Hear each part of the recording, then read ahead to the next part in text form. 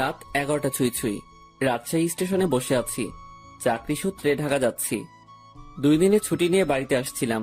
অনেক বড় একটা আশা নিয়ে নিজ গ্রামে এসেছি, আর এখন খালি হাতে ফিরে যাচ্ছি। যেটা হারিয়ে ফেলেছি সেটা বলতেই আমার খুব লজ্জা হচ্ছে। আমার মা তার ছোট ভাইয়ের কাছ থেকে অনেক বছর আগে 20,000 টাকা নিয়েছিল। তার বিনিময়ে মামা আমাদের একটা জমি দখলে নেয়। অভাবের কারণে টাকাটা পরিশোধ করতে পারিনি, তাই আর জমি ছাড়ানো হলো না। একসময় মা চলে গেল। ওনার চিকিৎসা করতে আমাদের বাড়িটা বিক্রি করা হয়। জমি বলতে মামা যতটুকু নিয়েছে ওইটুকু থাকে। মাঝখানে অনেকটা বছর পার হওয়ার পর আসছিলাম 20,000 টাকা নিয়ে। জমিটা ছাড়িয়ে নিয়ে নিজ গ্রামে থাকবো, কিন্তু মামা দিতে নারাজ। আমিও আর জোর করিনি, হাসি মুখে চলে আসি। আমার যেহেতু কোনো সাপোর্ট নেই, তাই মামার সাথে যুদ্ধ ঘোষণা করা বৃথা। এখন স্টেশনে বসে ভাবছি, ঢাকায় গিয়ে সে একই কাজ করতে হবে। সেই পিয়নের চাকরি, তাতে কিছু বেতন, খাওয়া খরচা চলে। একা মানুষ, খরচ কম হওয়ায় কিছু টাকা জমাতে পেরেছি। আর সেইটা নিয়ে বুকে আশাও বেঁধেছিলাম যে গ্রামে থাকবো। সেটা তো আর হলো না। এক বস্তা হতাশা নিয়ে শহরে জীবনে ফিরেছি। আর চাকরির কথা কি বলবো, এইচএসসি সার্টিফিকেট আছে, আর এদিকে কিছুদিন ডিগ্রিও পড়েছিলাম। তারপর পারিবারিক অভাবের কারণে লেখাপড়ার দরজা সেখানেই বন্ধ। তবে একটা পড়া এখনো চালু রয়েছে, সেটা হলো মানুষকে পড়া, মানুষকে বোঝা। এই সাবজেক্ট পাসমার্ক তোলাই বেশ কঠিন। বিচিত্র রকম মানুষ সব এই পৃথিবীতে, যাদের চেনা খুবই দুষ্কর। আমি কথাগুলো ভাবছিলাম আমার সামনে বসে থাকা কিছু মানুষের দিকে তাকিয়ে। তারা অনেকটা দূরে ছিল, তাই তাদের চেহারা আবছা দেখছিলাম। আর তখনই খেয়াল করলাম কেউ একজন আমার দিকে এগিয়ে আসছে। আবছা আবছা ভাবেই মনে হচ্ছিল ইয়াং কোনো মেয়ে। মেয়েটা এসে আমার সামনে দাঁড়ালো। এবার আমার চোখের আবছা ভাবটা ছাড়লো। আমি এক পলক মেয়েটাকে দেখে নিলাম। বাহ, মেয়েটা তো বেশ সুন্দরী। শুধু সুন্দরী বললে কম হবে, একটু বেশি সুন্দরী। তবে তার আধুনিক ড্রেসের সাথে তার সৌন্দর্যের কোনো ম্যাচ করছে না। আমি আবার ভাবনাতে চলে গেলাম। হঠাৎ এই এই কি সমস্যা আপনার? ভাবনা থেকে বেরিয়ে এসে স্বাভাবিকভাবেই বললাম, কোনো সমস্যা নেই তো? আমার দিকে এভাবে তাকিয়েছিলেন যে, পছন্দ হয়েছে? প্রশ্ন শুনে তো গলা শুকিয়ে কাঠ হয়ে গেছে। একে তো মেয়ে, তার উপর এত সুন্দরী মেয়ে, আর অদ্ভুত প্রশ্ন। আমি আমতা আমতা করে বলেই ফেললাম, না না। পছন্দ হয়নি তো তাকিয়েছিলেন কেন? আমার ফেসটা হয়তো ওই দিকে ছিল, কিন্তু দৃষ্টি অন্যদিকে দিয়েছিলাম। না, একা মুখের উপর বলে পছন্দ হয়নি। কি নাম আপনার? শুভ। আমি ইরা। আর আপনাকে চেনা চেনা লাগছে, তাই নামটা জিজ্ঞেস করলাম। ও, তারপরে ইরা নামের মেয়েটা আমাকে অবাক করে দিয়ে আমার কাজের স্থান, মানে আমি যে কোম্পানিতে পিয়ন হিসেবে চাকরি করি, তার কথা বলল। আপনি কি মিতালি অফিসের পিয়ন? জি জি। ও, আমার বাবা ওই কোম্পানির মালিক, আর আমার বাবার অফিসেই চাকরি করেন। বাবার অফিসে আমি অনেক যাই। আপনি তো চা কফি এনে দেন। আমি আপনাকে চিনেছি, আপনি আমাকে চিনতে পারেননি কেন? আমি আপনার দিকে তাকাইনি, আর আমি মেয়েদের দিকে কম তাকাই? ওরে সাধু, শোনেন, আপনি তাকান, তবে বেশি ভাবনায় থাকেন। তবে আমাকে কখনো খেয়াল করেননি। জি, এটাও হতে পারে। আমিও হিতাহিত জ্ঞান বুদ্ধি হারিয়ে ফেলেছি। তোকে আপনি করে বলছি কেন? তুই তো পিয়ন। আচ্ছা শোন, জি ম্যাম বলে। তুই তো সাধারণ বগিতে যাবি, জি ম্যাম। আমি কেবিনে যাব। তুই আমার ব্যাগ দুটো একটু উঠাই দিবি, তারপর তোর আসনে গিয়ে বসবি, ঠিক আছে? জি ম্যাম, ঠিক আছে। রাগ করিস না, কুলি পাচ্ছি না। আর তোকে পেয়েছি, হার কাকে লাগে, চেনা মানুষ তো। জি ম্যাম। এত জিম্যাম জিম্যাম করিস কেন? জি না, হ্যাঁ ম্যাম, ঠিক আছে, আমি ব্যাগ উঠাই দিব। ওকে ওকে। মালিকের মেয়ে, যথেষ্ট সম্মান দিতে হবে, আর যা বলবে সেটা তো করতেই হবে, না হলে আমার চাকরি তখনই গায়েব।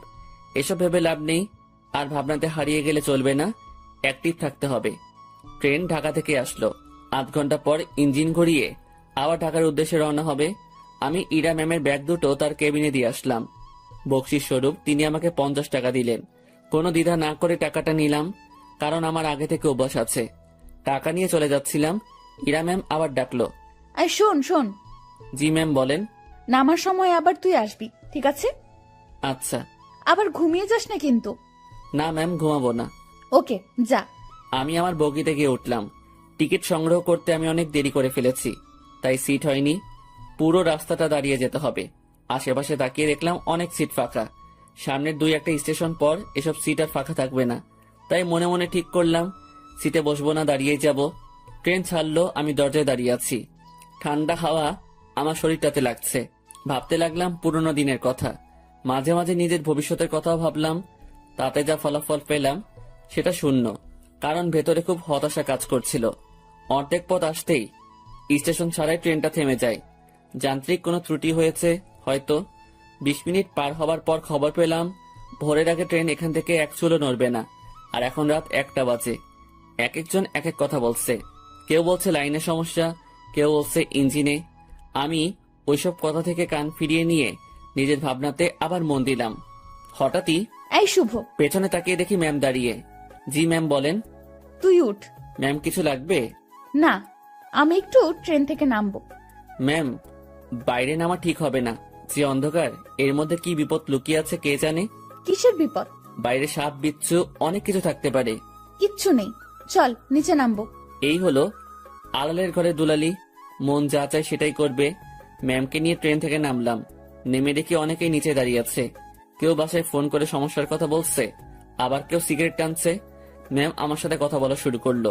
দেখ, জায়গাটা অনেক সুন্দর, তাই না? অন্ধকারে তেমন কিছুই তো দেখা যাচ্ছে না।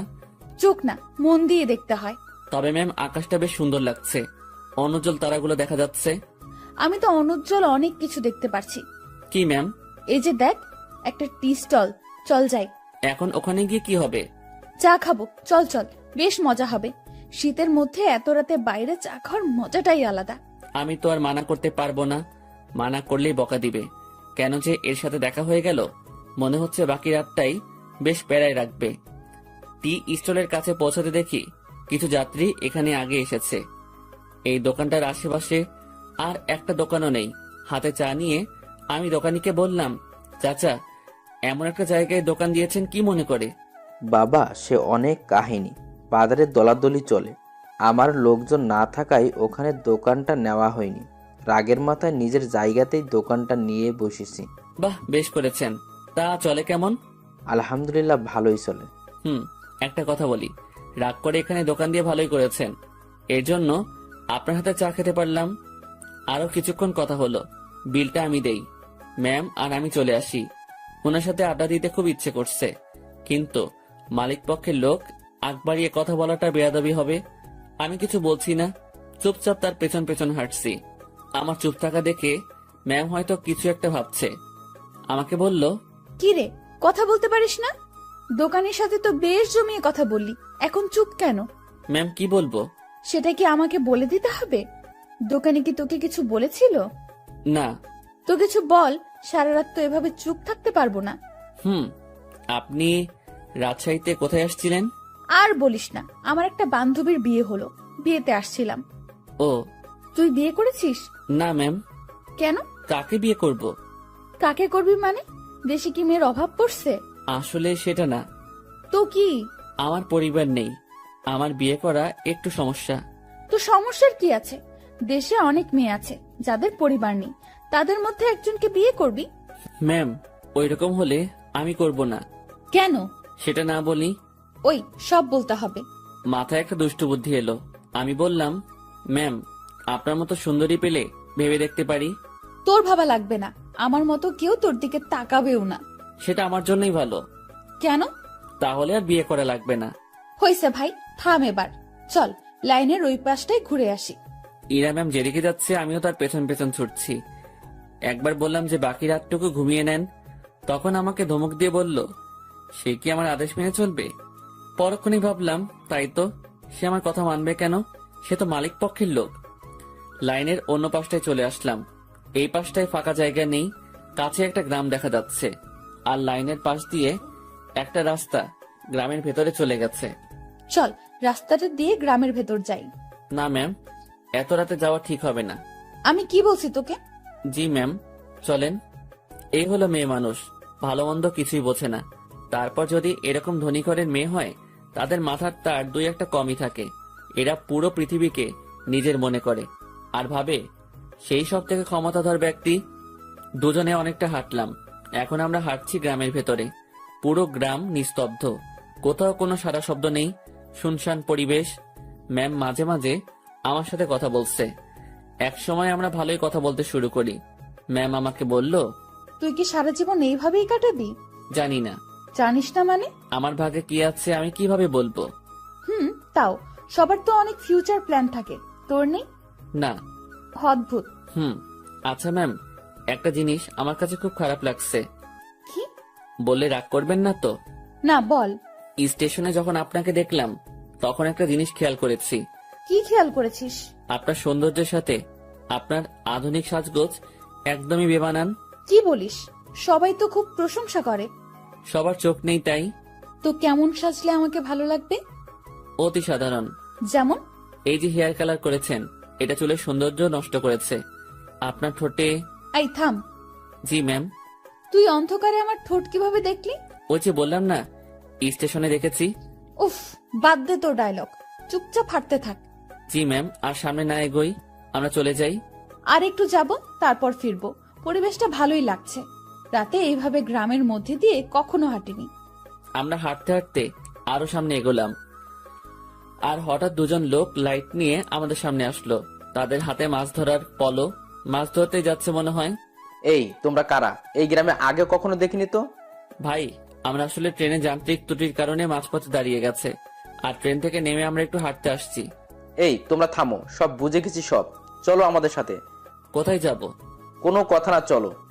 লোক দুটো আমাদেরকে একটা বাড়ির ভেতর নিয়ে আসলো। আমি মনে মনে আল্লাহ আল্লাহ করছি, কি যে হবে। গ্রামের মানুষ এসব কিছুতে বেশ সিরিয়াস। রাত করে মেয়ে নিয়ে বাইরে দেখলে উল্টাপাল্টা ভাববে। আমাদের বেলায় ঠিক তাই হয়েছে। এরা শুধু আমার দিকে তাকিয়ে বারবার দেখছিল। আমিও মনে মনে বলছি, দেখেন কেমন লাগে। একজন বাড়ির গিন্নিকে ডাকা শুরু করলো। বুঝলাম এটা তার নিজের বাড়ি। লোকটির বয়সে আমাদের তাকিয়ে বলল, এরা কারা? ওরা বাড়ি থেকে পালায় আসছে, ওদের তুমি ঘরে নিয়ে যাও, আমি হুজুরের ডাইকা নিয়ে আসি। ভাই ভাই, হুজুরে ডেকে কি করবেন? বিয়া করায় দুমু তোমাদের। ভাই ভাই শোনেন, উনি আমার কিছু না, আমরা পালাই আসিনি। উল্টাপাল্টা কথা কইও না, চুপ থাকো। একটা মায়া তোমার সাথে এত রাতে ঘুরে, এর মানে কি আমরা বুঝি না? ভাই ভাই এমন কইরেন না। চান মিয়া, তুমি ওদের ঘরে নিয়ে যাও, আর বউ আমি যাইতেছি হুজুরের ডাকতে। আমাদের কাছে একজনকে রেখে লোকটি অন্ধকারে হাওয়া হয়ে গেল। কিছু একটা ঘটতে চলছে। আমি ইরার দিকে তাকালাম, দেখি সে আমার দিকে তাকিয়ে আছে। মুখটা কাঁচুমাচু করে রেখেছে সে। দুজনে কথাও বলতে পারছি না। সময় যাচ্ছে আর লোকজন বাড়তে শুরু করে। আমাদের দুজনকে 2 রুমে রাখা হয়েছে। আমি শুধু আল্লাহ আল্লাহ করছি। ওইদিকে ইরার কি অবস্থা হয়েছে আমি জানি না। কিছু সময় পর হুজুর আসলো। আমি তাকেও বোঝালাম। স্বস্তির কথা হলো সে বুঝেছে। কঠিন একটা সমস্যা থেকে বাঁচলাম। হুজুরটা আমাদের লাইন পর্যন্ত এগিয়ে দিল। তারপর ওয়াও, কি দারুণ অভিজ্ঞতা। ধুর, চুপ করেন তো, এখনই তো একটা ইয়ে হয়ে যেত। ইয়ে মানে কি? আরে বড় বাচ্চা বেঁচে গেছেন। তা তো জানি, তবে দারুণ লাগছে। আপনি থাকেন, যেখানে ইচ্ছা যান, আমাকে ডাকবেন না। আমি ট্রেনে উঠলাম। ওনার সাথে সাথে আর দেখা করলাম না। ফজরের আজান হলো, তার কিছুক্ষণ পর আমাদের ট্রেন আবার যাত্রা শুরু করলো। আমি ঠিক আমার আগের জায়গাটায় দাঁড়িয়ে আছি। ইরা ম্যাম আবার আসলো। তুই ভালোই বদমাইশ তো। কি কি করছি আমি? তুই আমার উপর ছাড়ি দিস, আমার উপর রাগ দেখাস। তো কি করব? আপনার মাথায় কি ব্রেন নামক জিনিসটা আছে? থাকলেও তো মনে হয় কাজ হবে না। এরকম ছেলে মানুষই করেন, কি জন্য বড় হয়েছেন বোঝেন না কিছু। ম্যাম আমার দিকে হা করে তাকিয়ে আছে। আমি জানি কথাটা বলার পর আমার চাকরি থাকবে না। আপনার বাবাকে কিছু বলতে হবে না, আমি অফিস যাব না। ম্যাম কিছুক্ষণ চুপ থেকে বলল, আমি তোকে চাকরি দেইনি, তোর চাকরি আমি কাটবো কেন? এই যে আমাকে বকা দিলি, মনে রাখিস, এর শোধ আমি তুলবো। ইরা রাগ দেখিয়ে তার কেবিনে চলে গেল। ম্যাম যে থ্রেটটা দিল আমার একটু ভয় লাগলো না। ওনার কথা শুনে মনে হলো কোনো বাচ্চা আমাকে থ্রেট দিয়েছে। ওনার কণ্ঠটা সত্যি অসাধারণ। শুনলে মনে হয় বারবার শুনি। না, আমি আবার ভাবনাতে হারিয়ে যাচ্ছি কেন। যাই, ওনার কেবিনে গিয়ে সরি বলে আসি। না হলে আমার কি করে বসবে আল্লাহ জানে। আমি তার কেবিনের ভিতর ঢুকবো, তখনই কারোর সাথে ধাক্কা লাগলো। তাকিয়ে দেখি ম্যাম। উনি হয়তো বাইরে আসছিলেন। এটা কি হলো? সরি ম্যাম, বুঝতে পারিনি। তুই আমার কেবিনে কি জন্য? সরি বলতে আসছি। সরি বললে তো কাজ হবে না, আমি তোকে মাফ করব না। কিছুক্ষণ তর্ক হলো। আমি তাকে বললাম, আমার উপর কেউ রাগ করে থাকুক সেটা আমি চাই না, আপনার মন যা চাই তাই করেন। কথাটা বলতেই ম্যাম আমাকে অবাক করে আমার গালে 2টো চড় বসিয়ে দিল। এখন বুঝতে পারলাম ম্যাম বেশ রেগে গিয়েছিল আমার উপর। চড়টা না খেলে হয়তো বুঝতে পারতাম না। আমি তো ভেবেছিলাম অন্য কোনো শাস্তি দিবে হয়তো। চর মারার পর তুই আমার বেস্ট ফ্রেন্ড হবি? এমন থাপ্পড় খাওয়ার পর এরকম প্রস্তাব পাবো ভাবতেও পারিনি। মনে মনে ভাবছি আমি তার সাথে কেন বন্ধুত্ব করতে যাব। তার চালচলন আর আমার চালচলন রাত দিন তফাৎ, কিন্তু কথাটা তাকে মুখের উপর মানা করতে পারবো না। যদি আবার কয়েকটা থাপ্পড় দিয়ে দেয়। ভয় ভয় বললাম, হব। গুড, তুই এখন যা। না, শোন, তোর কন্ট্যাক্ট নাম্বারটা দিয়ে যা, আমি কল করে তোকে ডেকে নেব যে কোনো সময়। ম্যামকে মোবাইল নাম্বারটা দিয়ে আগের জায়গায় ফিরে আসলাম। 8টায় আমাদের গন্তব্যে পৌঁছে গেলাম। ইরা ম্যামের কথা অনুযায়ী তার ব্যাগগুলো নামিয়ে দিলাম। এখন উনি আর আমি স্টেশনের বাইরের রাস্তায় দাঁড়িয়ে আছি। বাসা থেকে ওনার জন্য গাড়ি পাঠানো হয়েছে। গাড়ি জ্যামে পড়েছে, তাই অনেক লেট হচ্ছে। আমার পেটের অবস্থা খারাপ, রাতে কিছু খাওয়া হয়নি, আবার অনেকটা বেলা হয়েছে, পেটে এখনো কিছু পড়েনি। ম্যামের সামনে কিছু বলারও সাহস পাচ্ছি না। কিছু সময় পর উনি আমাকে বললেন, তোর কি ক্ষুধা লাগছে? জি অনেক। তো খেয়ে আয়। আচ্ছা আপনি দাঁড়ান, আমি যাবো আর আসবো। আমি একটা দোকানে গিয়ে চা বিস্কিটের সাথে কয়েকটা কলা খেয়ে নিলাম। দোকানদারকে টাকা দিতে যাব, তখন মনে হলো ম্যামও তো কিছু খাইনি, ওনাকে খাওয়ার কথা বলা উচিত ছিল। ভুলটা যেহেতু করেই ফেলেছি, তাই ওনার জন্য কিছু নিয়ে গেলাম। আমি কাছে গিয়ে তার দিকে খাবারগুলো এগিয়ে দিলাম। আমার দিকে উনি ভ্রু কুঁচকে তাকালো। এগুলো আমাকে কেন দিচ্ছিস? খেয়ে নিন, আপনি তো রাতে কিছু খাননি। তুই কি ভাবিস আমাকে? আমি সকাল সকাল রাস্তায় দাঁড়িয়ে এসব খাবো? এগুলো তোদের মতো লোকজন খাবে। সরি ম্যাম, বুঝতে পারিনি। খাবারগুলো নিজের ব্যাগে ভরে নিলাম। নিজে বাসায় গিয়ে খাবো। ঘন্টাখানেক পর গাড়ি আসলো। ম্যামকে উঠিয়ে দিয়ে আমি আমার বাসায় চলে গেলাম। আমার হাতে শুধু আজকের দিনটাই ছুটি আছে, আগামীকাল থেকে ডিউটি। বাসায় এসে সব ঠিকঠাক করে নিলাম। দিনের বাকি সময়টুকু আর বাইরে বের হলাম না। এই শহরের গাড়িগুলোর হর্ন আমার ভালো লাগে না। প্রচন্ড বিরক্তিকর একটা জিনিস, শুনলেই মাথা ব্যথা শুরু হয়ে যায়। রুমের জানালা খুলে দিয়ে আকাশের দিকে তাকিয়ে থাকি। গতকাল রাতের ঘটনাটা ভাবতে থাকি। কাল যদি বিয়েটা হয়ে যেত, আজ আমি মামা শ্বশুর বাড়ি থাকতাম, মানে জেলে। কি বাঁচাটাই না বাঁচলাম। সন্ধ্যার একটু আগ দিয়ে ইরার কল পেলাম। উনি আমাকে তাদের অফিসের সামনে যেতে বলেছে। গত রাতে ফ্রেন্ড হয়েছি, কথা রাখতে অবশ্যই যেতে হবে। কথায় আছে, ফ্রেন্ডের কাছে কোনো বাহানা চলে না। আমিও তাই কোনো বাহানা বা ব্যস্ততা দেখালাম না। বাইরে যাচ্ছি ওনার সাথে দেখা করতে, তাই একটু সাজতে হবে। ব্যাগ থেকে নতুন একটা ফুল হাতা গেঞ্জি বের করলাম। একটু স্মার্ট সাজার জন্যই। সুন্দরীদের সামনে তো আর এমনি এমনি যাওয়া যায় না। এই প্রথম কাউকে উদ্দেশ্য করে সাজগোজ করছি। মনের মধ্যে কেমন যেন খটকা লাগছিল। এখন খটকা দেখার সময় নেই। চটপট রেডি হয়ে আমার অফিসের সামনে গেলাম। ম্যামকে গিয়ে ঠিক সেখানে পেলাম। উনি তার গাড়ির সাথে হেলান দিয়ে দাঁড়িয়ে আছে। আমি তার সামনে গিয়ে ম্যামকে ডেকে সালাম দিলাম। উনি উত্তর দিলেন আর সাথে সাথে বললেন, গাড়ির পেছনে বসে যা। কোথায় যাবেন? আমার বন্ধুদের সাথে তোর পরিচয় করিয়ে দেব, সেখানেই নিয়ে যাচ্ছি। আমি আর কিছু বললাম না, তার গাড়ির পেছনে চেপে বসলাম। আধ ঘন্টা পর একটা রেস্টুরেন্টের সামনে গিয়ে ম্যাম গাড়ি থামালো। তারপর আমাকে নিয়ে রেস্টুরেন্টে ঢুকলো। আমি তার পিছু পিছু গেলাম। উনি একটা জায়গায় গিয়ে থামলো আর কিছু ছেলেমেয়ের সাথে গিয়ে কথা বলা শুরু করলো। বুঝতে পারলাম এরাই তার ফ্রেন্ড। এবার ম্যাম আমার দিকে তাকিয়ে বলল, বন্ধুরা, তোমাদের জন্য একটা গিফট এনেছি। কি রে দোস্ত, কে এটা? আর বলিস না, এই প্রাণীকে রাজশাহীতে পেয়েছি। এই পাগলার সাথে কিছুক্ষণ কথা বলেছি, তারপর বেস্ট ফ্রেন্ড হওয়ার প্রস্তাব দিয়েছি। দুঃখের বিষয় হলো পাগলা আমার কথা বিশ্বাস করে হ্যাঁ বলে দিয়েছে। তোরা বলতো, এর মতো খ্যাত মানে কি বলবো, এরকম একটা মানুষ আমার ফ্রেন্ড। অসম্ভব। দেখ ভাই, আমার ফ্রেন্ডদের সাথে পরিচয় করিয়ে দিতেই তোকে এখানে নিয়ে আসছি। ইরা একে একে তার বন্ধুদের সাথে পরিচয় করিয়ে দিল। সবাই বনেদি ঘরের ছেলে মেয়ে। ট্রেনের কথা মনে পড়তেই লজ্জায় ঘেমে যাচ্ছি। এখন মান সম্মান যা যাওয়ার তা তো গেছে, বাকিটুকু নিয়ে এখান থেকে কেটে পড়তে পারলেই হলো। কিছুক্ষণ পর সেটাও থাকলো না। আমার পোশাক আর চেহারা নিয়ে তারা উপহাস করতে শুরু করলো। একটা ছেলে এগিয়ে এসে বলল, ভাইয়া এটা গেঞ্জি নাকি তেনা? কোথা থেকে কিনেছো ভাইয়া? নাকি কারো পড়ে থাকা জিনিস কুড়িয়ে নিয়েছো? না ভাই, সত্যি কিনেছি। ওমা, তাই? হুম। দেখ, ছেলেটা মাথায় তেল দিয়ে আসছে। সবাই হেসে উঠল। সত্যি কথা বলতে আমি তেল দেইনি, ওরা পচানি দেওয়ার জন্যই বলছে। ভাবছি এখানে আর থাকা ঠিক হবে না।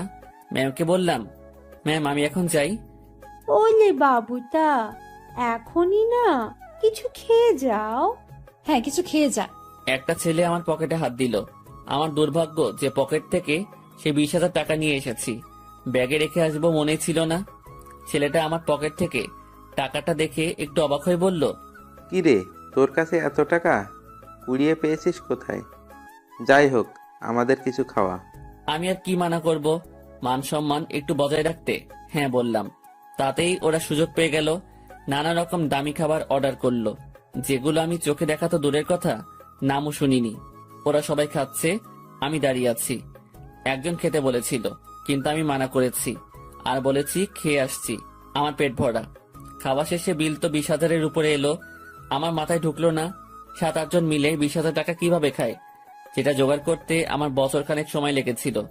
খারাপ ভালো দু ধরনের মজাই পাচ্ছিলাম। কম খাবারে এত বিল, আর আমার পকেটে টাকা গায়েব। ম্যাম আমি এখন যাই। হ্যাঁ যাবি, তার আগে একটা কথা বলি, কখনো এরকম মফিজ মার্কা কাজ করবি না। এত সহজে কোনো বন্ধুত্ব পাওয়া যায় নাকি? জীবনে কোনো কিছুই সহজভাবে নিবি না। জি ম্যাম। যা তাহলে। আমি বাইরে এসে দাঁড়ালাম। পকেটে টাকা নেই, বাসায় যাব টাকা লাগবে। মনে মনে ঠিক করলাম ম্যামের কাছ থেকে কিছু টাকা চেয়ে নিব, না হলে এই পথ যেতে যেতে মধ্যরাত হয়ে যাবে। কাল সকালে আবার অফিসে যেতে হবে। অনেকটা সময় পার হওয়ার পর ম্যাম আর তার বন্ধুরা বের হলো। আমি ম্যামকে ডাকায় সে বাকিগুলোকে বিদায় দিয়ে আমার দিকে আসলো। কি হয়েছে, এখনো যাসনি কেন? ম্যাম আমাকে কিছু টাকা। পুরোটা বলার আগেই একটা থাপ্পড় বসিয়ে দিল। আমি আবার বললাম, গাড়ির ভাড়া টাকাটা চাইছিলাম, পকেটে কোনো টাকা নেই, যেতে অনেক সময় লাগবে, কাল থেকে আবার অফিস আছে। তোর জন্য কি আমি টাকা নিয়ে দাঁড়িয়ে আছি, ফকিন্নির বাচ্চা?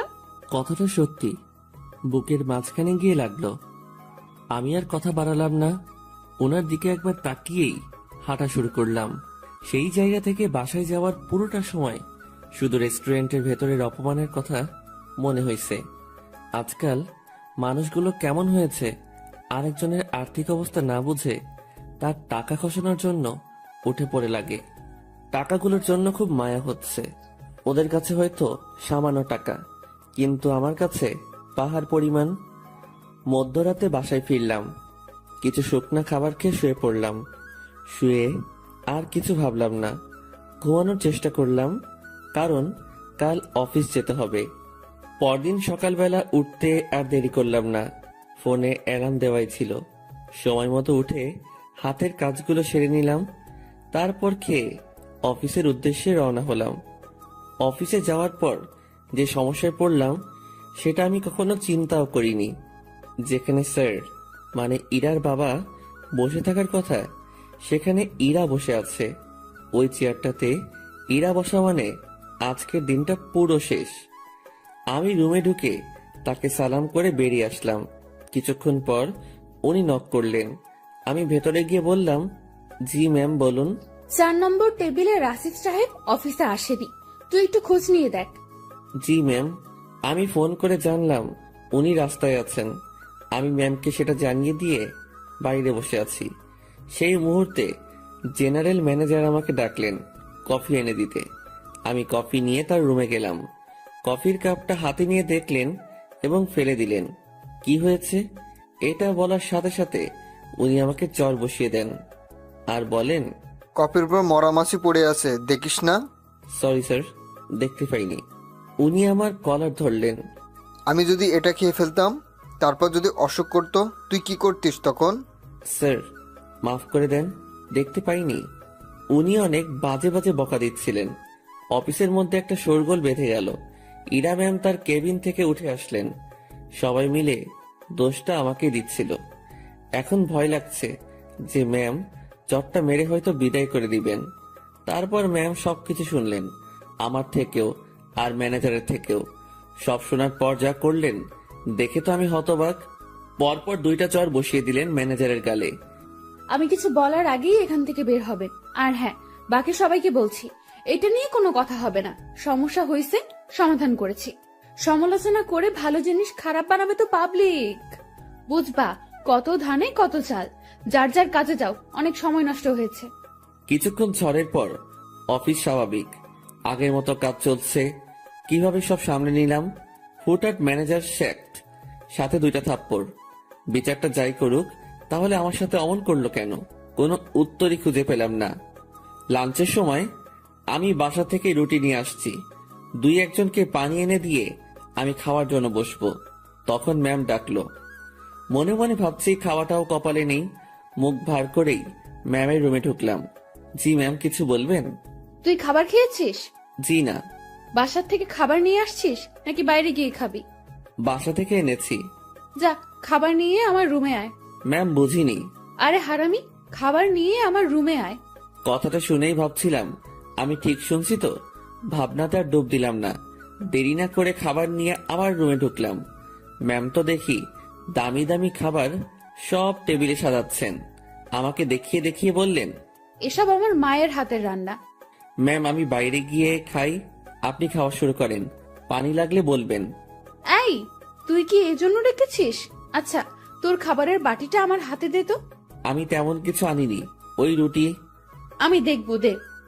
ভয়েই বাটিটা ওনার হাতে দিলাম। লজ্জায় তো মাথা কাটা যাওয়ার অবস্থা। বাসায় কিছু ছিল না, তার উপর টাকাও নেই। রুমে পেঁয়াজ মরিচ ছিল, সেগুলো কেটে তেল আর লবণ দিয়ে মাখিয়ে নিয়ে আসছি। ম্যাম যদি সেটা দেখে তো।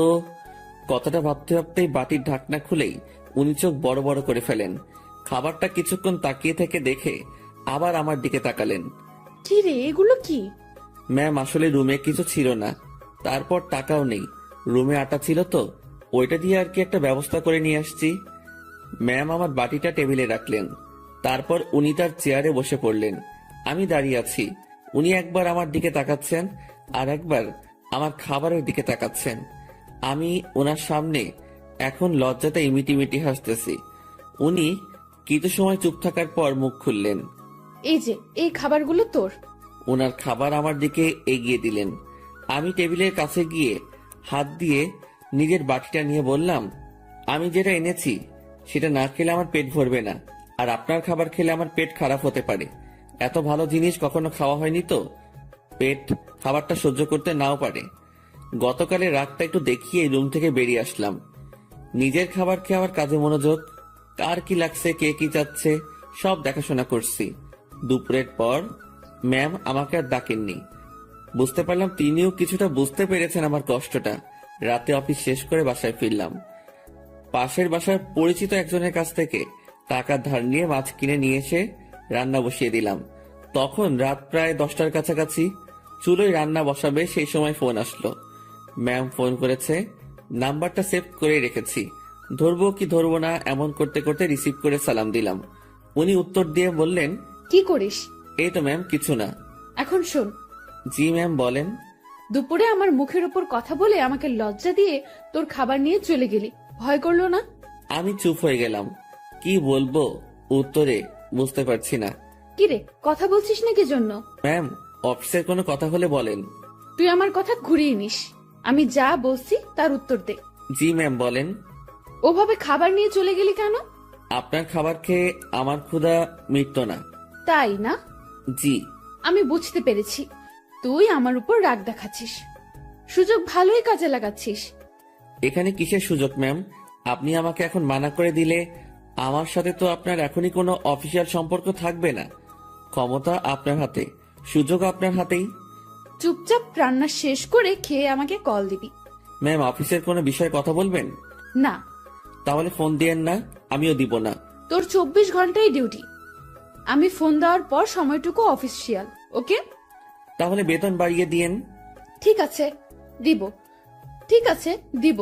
তুই অবশ্যই ফোন করবি। আর হ্যাঁ, কাল অফিসে আসার সময় দুপুরের খাবার আনবি না। কেন ম্যাম? অফিসে না খেয়ে কাজ করতে হবে? তোর জন্য আমি খাবার নিয়ে যাব। ম্যাম, ওসব খাবার টাবার বাদ দিন, আমি আমার খাবারে সন্তুষ্ট।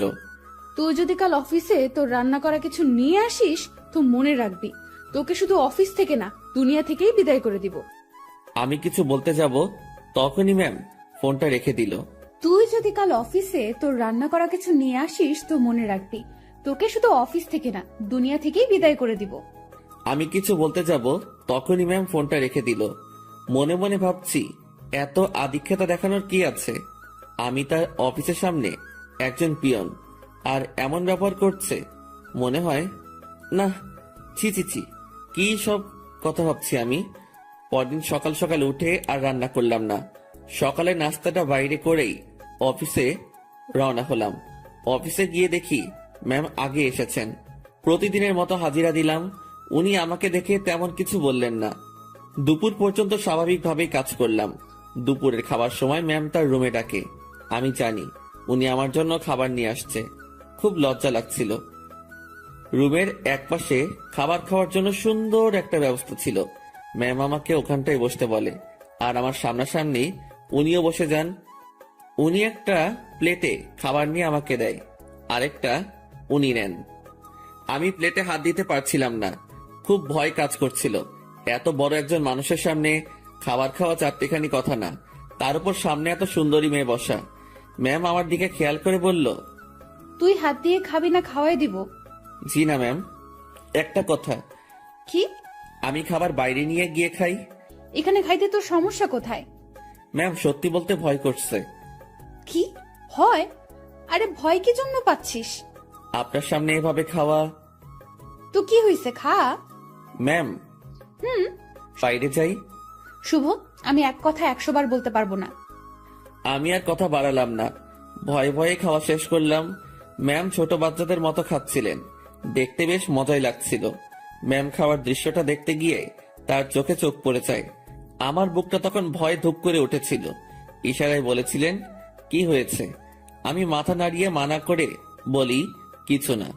খাওয়া শেষে, তুই বাসায় যা, তোর ছুটি। জি ম্যাম। কেন? আমি দিয়েছি তাই। বাসায় তো কোনো কাজ নেই আমার। এত কথা বলতে তোকে কে বলেছে? যা, সোজা বাসায় যাবি, কোথাও যেন দেরি না হয়। আমার ছুটিতে বাকি সবাই একটু অবাক হলো। আমি জানি না ম্যাম আমার কাজগুলো কাকে দিয়ে করিয়ে নিবেন। উনি যেভাবে কাজ করেন যে কেউ দেখলে অবাক হবে। আমি বাসায় এসে বিছানায় আরাম করছি। মাথার উপর ফ্যানটার দিকে তাকিয়ে অন্য একটা ভাবনায় ছিলাম। নির্দিষ্ট কোনো ভাবনা না, একদমই এলোমেলো। বাংলায় এই ভাবনাকে কি বলে বা কিভাবে ব্যাখ্যা করে আমি জানি না। এই জিনিসটা ভাবতে ভাবতে আমার চোখটা বন্ধ হয়ে আসে। জানি না কতটা সময় ঘুমিয়েছি। হঠাৎ আমার কানে কোনো একটা শব্দে বেজে ওঠে। চোখ খুলে বুঝতে পারি ফোনটা বাজছে। ফোন হাতে নিয়ে আবছা চোখে দেখি ম্যাম কল করেছে। ফোনটা রিসিভ করলাম। কই তুই? কই আবার, আপনি তো ছুটি দিয়েছেন, বাসায় আসছি। তুই কি ঘুমাচ্ছিস? হ্যাঁ। আমি কি তোকে ঘুমানোর জন্য ছুটি দিয়েছি? তাহলে? বাসায় যেতে বলেছি শুধু। জি ম্যাম, আমি তো আপনার কথা সোজা বাসায় আসছি। আর বাসায় কাজ নেই, তাই একটু। তুই চুপ কর, শোন। জি বলেন। আমাদের অফিস থেকে দক্ষিণ থেকে যে লেকটা আছে তুই চিনিস? জি ম্যাম। তুই আয়, আমি তোর জন্য অপেক্ষা করছি। কেন ম্যাম? তোকে আসতে বলছি না আমি? জি ম্যাম, এই তো আসছি আমি। এবার বুঝলাম আমাকে ছুটি দেওয়ার কারণটা কি ছিল। আমার কাছে এটাও একটা ডিউটি, কিচ্ছু করার নেই, যেতেই হবে। যেমন ছিলাম তেমনই বেরিয়ে গেলাম। গতদিনের মতো আর সেজেগুজে বের হলাম না, যদি আবার অপমান করে। পকেটে টাকা আছে, তবুও হেঁটে যাচ্ছি। এই মাসের বেতন পেতে অনেক দেরি, তাই এমনি টাকা খরচ করা চলবে না। আমি ম্যামের কথা মতো সেই লেকের পাড়ে পৌঁছে যাই। এর মধ্যে ম্যাম আমাকে 2বার কল করেছিল, শুধু জেনেছিল আমি কই আছি। লেকের পাড়ে যেতেই দেখলাম অনেকেই বসে আড্ডা দিচ্ছে, অনেক বাচ্চারও আসছে। আমি ম্যামকে খুঁজছিলাম। আমাকে দেখে ম্যামই আমাকে ডাকে। আমি ওনার দিকে এগিয়ে যাই। উনি ঘাসের উপর বসা ছিলেন। একটু দূর থেকে মনে হচ্ছিল কোনো কারণে মনটা খারাপ। আমি তার পিছে গিয়ে দাঁড়ালাম। বস এখানে। আমি বসার পর, জি ম্যাম বলেন। আমি বুঝলাম না, 10 মিনিটের রাস্তা 1 ঘন্টা লাগে কিভাবে? আসলে ম্যাম কি বলবো, হেঁটে আসছি। তুই হেঁটে আসছিস কি জন্য? টাকা নাই? আছে, তবে খুবই অল্প। খরচ করলে বড়সড় বিপদে পড়তে হবে। আপনার মন খারাপ দেখছি। ম্যাম কিছু হয়েছে কি? তোর জন্য। ম্যাম আমি কি করেছি? অনেক লেট করছিস। জি সরি। উঠে দাঁড়িয়ে কান ধরে থাক। ম্যাম এটা। আমি উঠতে বলেছি। আমি উঠতে যাব তখনই ম্যাম আমাকে বসতে বলে। টাকা আছে তো, তাই না? হ্যাঁ আছে। চল আইসক্রিম খাবো। আমার টাকা দিয়ে? তো কখনো কোনো মেয়েকে বিল দিতে দেখেছিস তুই? না। তো আমার কাছে চাইবি না। চল আইসক্রিম খাবো। ম্যাম ম্যাম শোনেন, একটু মনটা নরম করেন, টাকাগুলো গেলে খুব সমস্যায় পড়বো। সেটা তো আমি জানি না। তুই আমার বেস্ট ফ্রেন্ড, বেস্ট ফ্রেন্ডের জন্য সবাই জান দিয়ে দেয়, আর আমি তো তোর কাছে টাকা চাইছি, জানতো না। আর সময় হলে জানটাও দিয়ে দিবি। অসহায়ের মতো দাঁড়িয়ে আছি। এখন আমার পকেটের 12টা বাজবে। ম্যাম আর আমি আইসক্রিম খেলাম, দুজন শুধু হাঁটছিলাম, আর মাঝে মাঝে দরকার হলে উনি নিজে থেকে কথা বলছিলেন। লেকের পাড় থেকে বের হয়ে রাস্তায় আসলাম, উনি গাড়ি নিয়ে আসছেন, দেখে মনে হচ্ছে চলে যাবেন। ম্যাম তাহলে আপনি যান, আমি চলে যাই। এই, কই যাস তুই? বাসায়। না, গাড়িতে ওঠ। কোথায় যাবেন? Long drive. না ম্যাম, আপনি যান, আমি বাসায় যাই। ব্রেকআপ, যা বাসায় যা, বাসায় গিয়া মর। ম্যাম রাগ করে গাড়িতে হেলান দিয়ে দাঁড়ালো। এরকম অবস্থায় তো রেখে যাওয়া যায় না। আমি তার দিকে একটু এগিয়ে গেলাম, আর উনি যে একটা শব্দ বলেছেন সেটার মানে জানার জন্য তাকে প্রশ্ন করব। যদিও আমি জানি, তবুও প্রশ্ন করব, যাতে ওনার রাগটা ভেঙে আমার প্রশ্নের উত্তর দিতে মনোযোগী হয়। ম্যাম ব্রেকআপ কি? তুই জানিস না? ন্যাকামো করিস? সত্যি জানি না। তোর আমার যে বন্ধুত্ব আছে সেটা কাটাকাটি, এটার মানে ব্রেকআপ।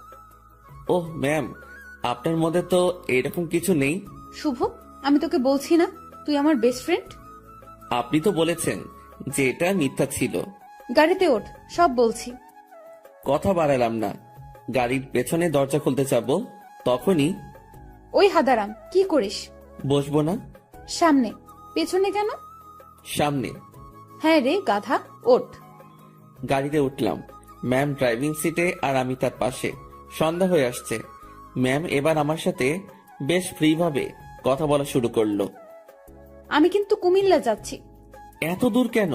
আরে লং ড্রাইভ তো, আর রাগ ভাঙাতে সময় লাগবে। কিসের রাগ? তুই আমার উপর রেগে আছিস, আমি জানি। আমি আপনার উপর কি জন্য রাগ করব? ওই যে রেস্টুরেন্টে সেই ঘটনার জন্য। না ম্যাম, কি যে বলেন। ওই দিন আপনারও মজা করেছেন, আমিও মজা পেয়েছি। ওরে শুভ, আমাকে কি বাচ্চা মনে হয় আপনার? এত বড় একটা প্রতিষ্ঠান চালাচ্ছি, আমার মাথায় কি এতটুকু বুদ্ধি নেই যে কোনটা সত্যি আর কোনটা মিথ্যা আমি বুঝবো না? না, বুদ্ধি তো আপনার অনেক আছে। হইছে, শোন আমি কি বলি। বলেন। রাতে কি খাবি বল? সন্ধ্যায় তো অনেক কিছু খেলাম, রাতে আর কি খাবো? না, তাও কিছু শুকনো খাবার নেই, আর দুটো পিৎজা। আপনার ইচ্ছা। ম্যাম ভয় করছে আমার। কেন? আপনার বাবা যদি জানে অফিসের পিয়নকে নিয়ে ঘুরতে বের হয়েছেন। কিভাবে জানবে? আমি তো বলবো না। আমি যে অফিসে যাব না সেটা তো জানতে পারবে। সেটা আমি দেখে নিব, তোর এত চিন্তা নেই। এখন বল আমাকে মাফ করেছিস কিনা। আপনি তো দোষ করেননি। তোকে যে কি করব আমি, দেখ। আর রাগ করে থাকিস না, ভুল করে ফেলেছি। আমি রাগ করিনি তো। আমি তোর চোখে মুখে রাগ দেখতেছি। আচ্ছা, রাগ নেই আমার উপর, সত্যি তো? হ্যাঁ সত্যি। সত্য নাকি মিথ্যা সব টের পাবো। আমি যা বলবো সেটা যদি না করিস তাহলেই বুঝবো তুই এখনো রেগে আছিস। না, কি যে বলেন, আপনার তো সব কথাই শুনি। কত যে শুনিস আমার জানা আছে। মাঝপথে আমরা গাড়ি থেকে নেমে কিছু খাবার নিলাম। দুজন বেশ কথা বলতে বলতে যাচ্ছি। ইরা ম্যাম গাড়িটা এখন বেশ ধীর গতিতে চালাচ্ছেন। আজ বেশ কুয়াশাও পড়েছে। এই চল, বাইরে কুয়াশার বৃষ্টিতে ভিজি। এই না, এটা করবেন না, বাইরে গেলে বিপদ। সেদিনের মতো হলে অবস্থা খারাপ হয়ে যাবে। যাব না তো, তোর কেয়ারিংটা আমার খুব ভালো লাগে, সেটা পাওয়ার জন্যই কথাটা বললাম। হুম। তুই কাউকে ভালোবাসিস নাই? কোন ভালোবাসা? মানে পছন্দের মানুষ বিয়ে টিয়ে করার ইচ্ছা এমন? এর আগেও তো বলেছি ওই রকম কেউ নেই। কাউকে দেখে পছন্দ হয় না? না, প্রায় সবার মধ্যেই ভেজাল আছে। ভেজাল মানে? মানে আর কি, এখন তো প্রেমের বাজার চলে। বাজারটা বেশ গরম। এক একজন 10-12টা প্রেম করে, তার উপর ওয়েটিং এ রাখে। তুই জানিস কিভাবে? চোখ খোলা রাখলে সবই টের পাওয়া যায়। ম্যাম আপনার নেই কি পছন্দের মানুষ? না রে, এসব পছন্দ টছন্দ আমার হয় না। আমাকে যে বুঝতে পারে তাকেই আমার পছন্দ। ও, আপনার বাবা আপনাকে বিয়ে দিবে না? কি সব প্রশ্ন যে করিস! বিয়ে দিবে না কেন? অবশ্যই দিবে। তাদের পছন্দেই বিয়ে করবেন। হ্যাঁ, এটাই তো স্বাভাবিক। হঠাৎ করে এই মাঝ রাস্তায় জ্যাম পড়ে যায়। কুয়াশা বেশি হওয়ায় সব গাড়ি চলাচল বন্ধ করে দেওয়া হয়েছে। ম্যাম গাড়ির হেডলাইটটা অফ করলো, তারপর কোথা থেকে যেন একটা চাদর বের করলো। আপনি কি এখন ঘুমাবেন? না, শীত করতেছে প্রচুর, গায়ের উপর দিয়ে রাখি। আমি বাইরে তাকালাম, কুয়াশায় কিচ্ছু দেখা যাচ্ছে না, তবুও তাকিয়ে আছি ম্যামের দিকে। তো আর তাকিয়ে থাকা যায় না, তার দিকে তাকালে চোখ ফেরানো যায় না, সেই জন্য তাকানোটাই বিপদ। কি রে, তুই এরকম চুপচাপ থাকবি? আমি আসলে তাকিয়ে থাকতে চাইনি, ভাবনার কথা বাস্তবে ভুলে বলে ফেললাম। কি তাকিয়ে থাকতে চাস মানে?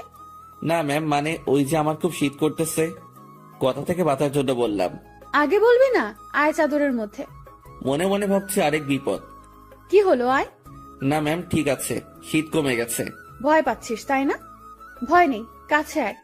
আরে খুব কাছে না, চাদরটা বড়, তুই একটু কাছে আসলেই হয়ে যাবে। একটু কাছে গেলাম, ম্যাম আমাকে চাদরের একটা মুড়ি দিল। আমি সেটা আমার পাশে ঘিরে পিঠের সাথে লাগিয়ে নিলাম। এবার আমি কাঁপতেছি, তবে সেটা শীতে না, ভয়ে। কাঁপুনি রেখে ম্যাম বলল, ওরে আল্লাহ, তোর এত শীত করতেছে? এখন ঠিক হয়ে যাবে। আমি জানি ঠিক হবে না। কথাটা বলে ম্যাম আমার খুব কাছে আসলো, তবে তার শরীরের সাথে কোনো স্পর্শ লাগেনি। অনেক চেষ্টা করে নিজের কাঁপুনি থামালাম। ম্যামের চোখে ঘুম ঘুম ভাব এসে গেছে। ম্যাম, আপনি তো ঘুমাচ্ছেন। কই না তো। আপনার কি খুব ঘুম পাচ্ছে? অনেক। ম্যাম ধীরে ধীরে বেশ সুন্দরী হয়ে উঠছে। শুনেছি সুন্দরী মেয়ে ঘুমালে আরো বেশি সুন্দরী লাগে। আজ সেটা সামনে থেকে দেখলাম। আমি যদি ওনার বর হতাম, এখন কাছে নিয়ে বুকের মধ্যে রাখতাম। পরক্ষণে মনে পড়ল, কি সব ভাবছি আমি। ছি ছি ছি, এসব কি আসছে মাথায়। ম্যাম ঘুমে আর ঠিক থাকতে পারে না, আমার খুব কাছে আসে, আমার কাঁধের উপর তার মাথা রাখার চেষ্টা করছে। এবার সব ভুলে যাই আমি, নিজে থেকে তার দিকে এগিয়ে যাই, আর উনি তার মাথা আমার কাঁধের উপর রাখে। বুকের মধ্যে হাতুড়ি পেটা হচ্ছে। ওনার নিঃশ্বাস আমার টি শার্টে লাগার পরপরই আমার কেমন যেন একটা অনুভূতি কাজ করছে। না পারছিলাম তখন বুঝতে, না পারছিলাম ভাবতে। কিছুক্ষণ ঘুমানোর পর ম্যাম জাগ না পায়, আমি জেগেই আছি। একটুর জন্য চোখ বন্ধ করিনি। ম্যাম উঠে দেখলো সে আমার কাঁধে মাথা রেখে শুয়ে আছে। ঘাটটা দ্রুত উঠিয়ে দিয়ে বলল, সরি সরি, আমি ঘুমের মধ্যে। ম্যাম আমি আপনার কাছে গিয়েছি, দেখছিলাম আপনি ঝিমুনি দিয়ে বারবার পড়ে যাচ্ছিলেন। ম্যাম লজ্জা পেয়েছে, লজ্জা মাখা মুখ নিয়ে বলল, রাত অনেক হয়েছে, এখন যা এনেছি সব খেয়ে নেই। জি ম্যাম, আপনার ইচ্ছে। তুই সব আমার উপর নির্ভর করিস কি জন্য? নিজে কিছু বলতে পারিস না? জি ম্যাম, এখনই খাবো। এই, সেটা আমার বলার পর। আমরা খাবার খাওয়া শুরু করলাম। হঠাৎ পুলিশ এসে নক করলো। আমরা গাড়ি থেকে নামলাম। ইরা পুলিশের সাথে কথা বলছিল। আপনারা কোথায় যাচ্ছেন? কুমিল্লা 14 গ্রাম। উনি আপনার কে হন? বর। উনি দূরে দাঁড়িয়ে আছেন কেন? ভয় পাচ্ছে নাকি? এই, তুমি এখানে আসো। মনে মনে বলছিলাম, ভয় পাবো না, পুলিশকে কি মিথ্যাটাই না বললো। আপনারা যে স্বামী স্ত্রী সেটা আমি বুঝবো কিভাবে? এইটারও প্রমাণ লাগবে। হ্যাঁ। আমার চাচ্চু আবু সাইদ পুলিশ কমিশনার। কি নাম বললেন? আবু সাইদ। উনি তো ঢাকায় থাকেন তাই না? হ্যাঁ। আপনারা ঢাকা থেকেই আসছেন? হ্যাঁ, ঢাকা থেকেই তো আসবো। সাইদকে আমি চিনি, উনি আমার বন্ধু। দাঁড়াও, আমি এখনই ফোন করছি। তুমি আগে বললা না। সরি মামুনি। এরা তো পড়লো মহা বিপদে। তার চাচাকে যদি বলে দেয় বরকে নিয়ে ঘুরতে যাচ্ছে, তাহলে তো ইরা শেষ। এখন সে এই পুলিশকে না করতেও পারবো না। এদিকে তার চাচা ফোনটা রিসিভ করেছে। দুজন বন্ধু একে অপরের খোঁজ নেওয়ার পর পুলিশটা ইরার কথা বলল। ইরার চাচা বড় সড়ো এক ধাক্কা খেলো। পুলিশ আমাদের বিদায় জানালো। আমরা গাড়িতে গিয়ে বসলাম। ইরা তো ভয় শেষ। একটু পরেই ইরার ফোনটা বেজে উঠল। তার চাচা কল করেছে। ইরা ফোনটা রিসিভ করলো। তুমি কোথায় আছো, কিভাবে আছো, কার সাথে আছো আমি জানতে চাচ্ছি না। যার সাথে থাকো না কেন তাকে কাল আমাদের বাসায় নিয়ে আসো, ঠিক আছে? জি চাচ্চু। ওকে। ইরার চাচা ফোন রেখে দেয়। ইরা আমাকে বলতে শুরু করলো, এখন কি হবে? আপনারই তো দোষ, আপনি মিথ্যা বলতে গেলেন কেন? সত্যি বললে যদি সমস্যা করতো তাই। আর আমি আগে থেকেই ভেবে রেখেছি কত সমস্যা হলে এগুলো বলবো। কিন্তু এই হারামি পুলিশটা যে চাচার বন্ধু কে জানতো? আচ্ছা, টেনশন করেন না, বাসায় গিয়ে সত্যি কথাটা বলে দিবেন, হয়ে যাবে। ভয়টা আমাকে নিয়ে না, তোকে নিয়ে। কেন? জানি না কি হবে, ওরা তোকে কি বলবে, আমি কিভাবে সামলাবো বুঝতে পারছি না। এই মুহূর্তে আমি বা তাকে কি বলবো বুঝতে পারছি না। ভাবছি এর সাথে থাকলেই সমস্যায় পড়তে হয়। ম্যাম বেশ টেনশনে পড়ে গেছে। একবার আমার দিকে তাকাচ্ছে, আরেকবার বাইরে। ম্যামের অবস্থা দেখে বেশ মায়াই হচ্ছিল। মিথ্যা বলে উনি বড় ফাঁসা ফেসে গেছেন। তার টেনশন কমানোর জন্য আমি তাকে ডেকে বললাম, ম্যাম, বল। এত টেনশন করে লাভ নেই, যা হবার হবে। আর সত্যিটা বললে হয়তো উনারা বুঝতে পারবে। সত্যিটাই বা কিভাবে বলবো? আমার তো তাদের সামনে কথা বলতে ভয় হাত পা কাঁপবে। আচ্ছা ম্যাম, উনাদের সাথে আমি কথা বলবো। আরে তোর সাথে ওনারা কথাই বলবে না। সেটা দেখা যাবে, আগে তো বাসায় যাই। রাতটা কাটলো জেগে জেগেই। রাতের শেষ ভাগে যানজট কেটে গেল। আমরা ঢাকায় ফিরলাম আর সোজা ম্যামের বাসার সামনে পৌঁছে গেলাম। ম্যাম আমাকে বাইরে রেখে ভেতরে গেলেন। ভেতরে তার সাথে কি হচ্ছিল সেটা আমার কাছে অজানা। হয়তো তাকে বকা দিচ্ছে। কিছু সময় পর ম্যামের সাথে পুরো পরিবার আসলো। আমি তো দেখেই ভয়ে শেষ।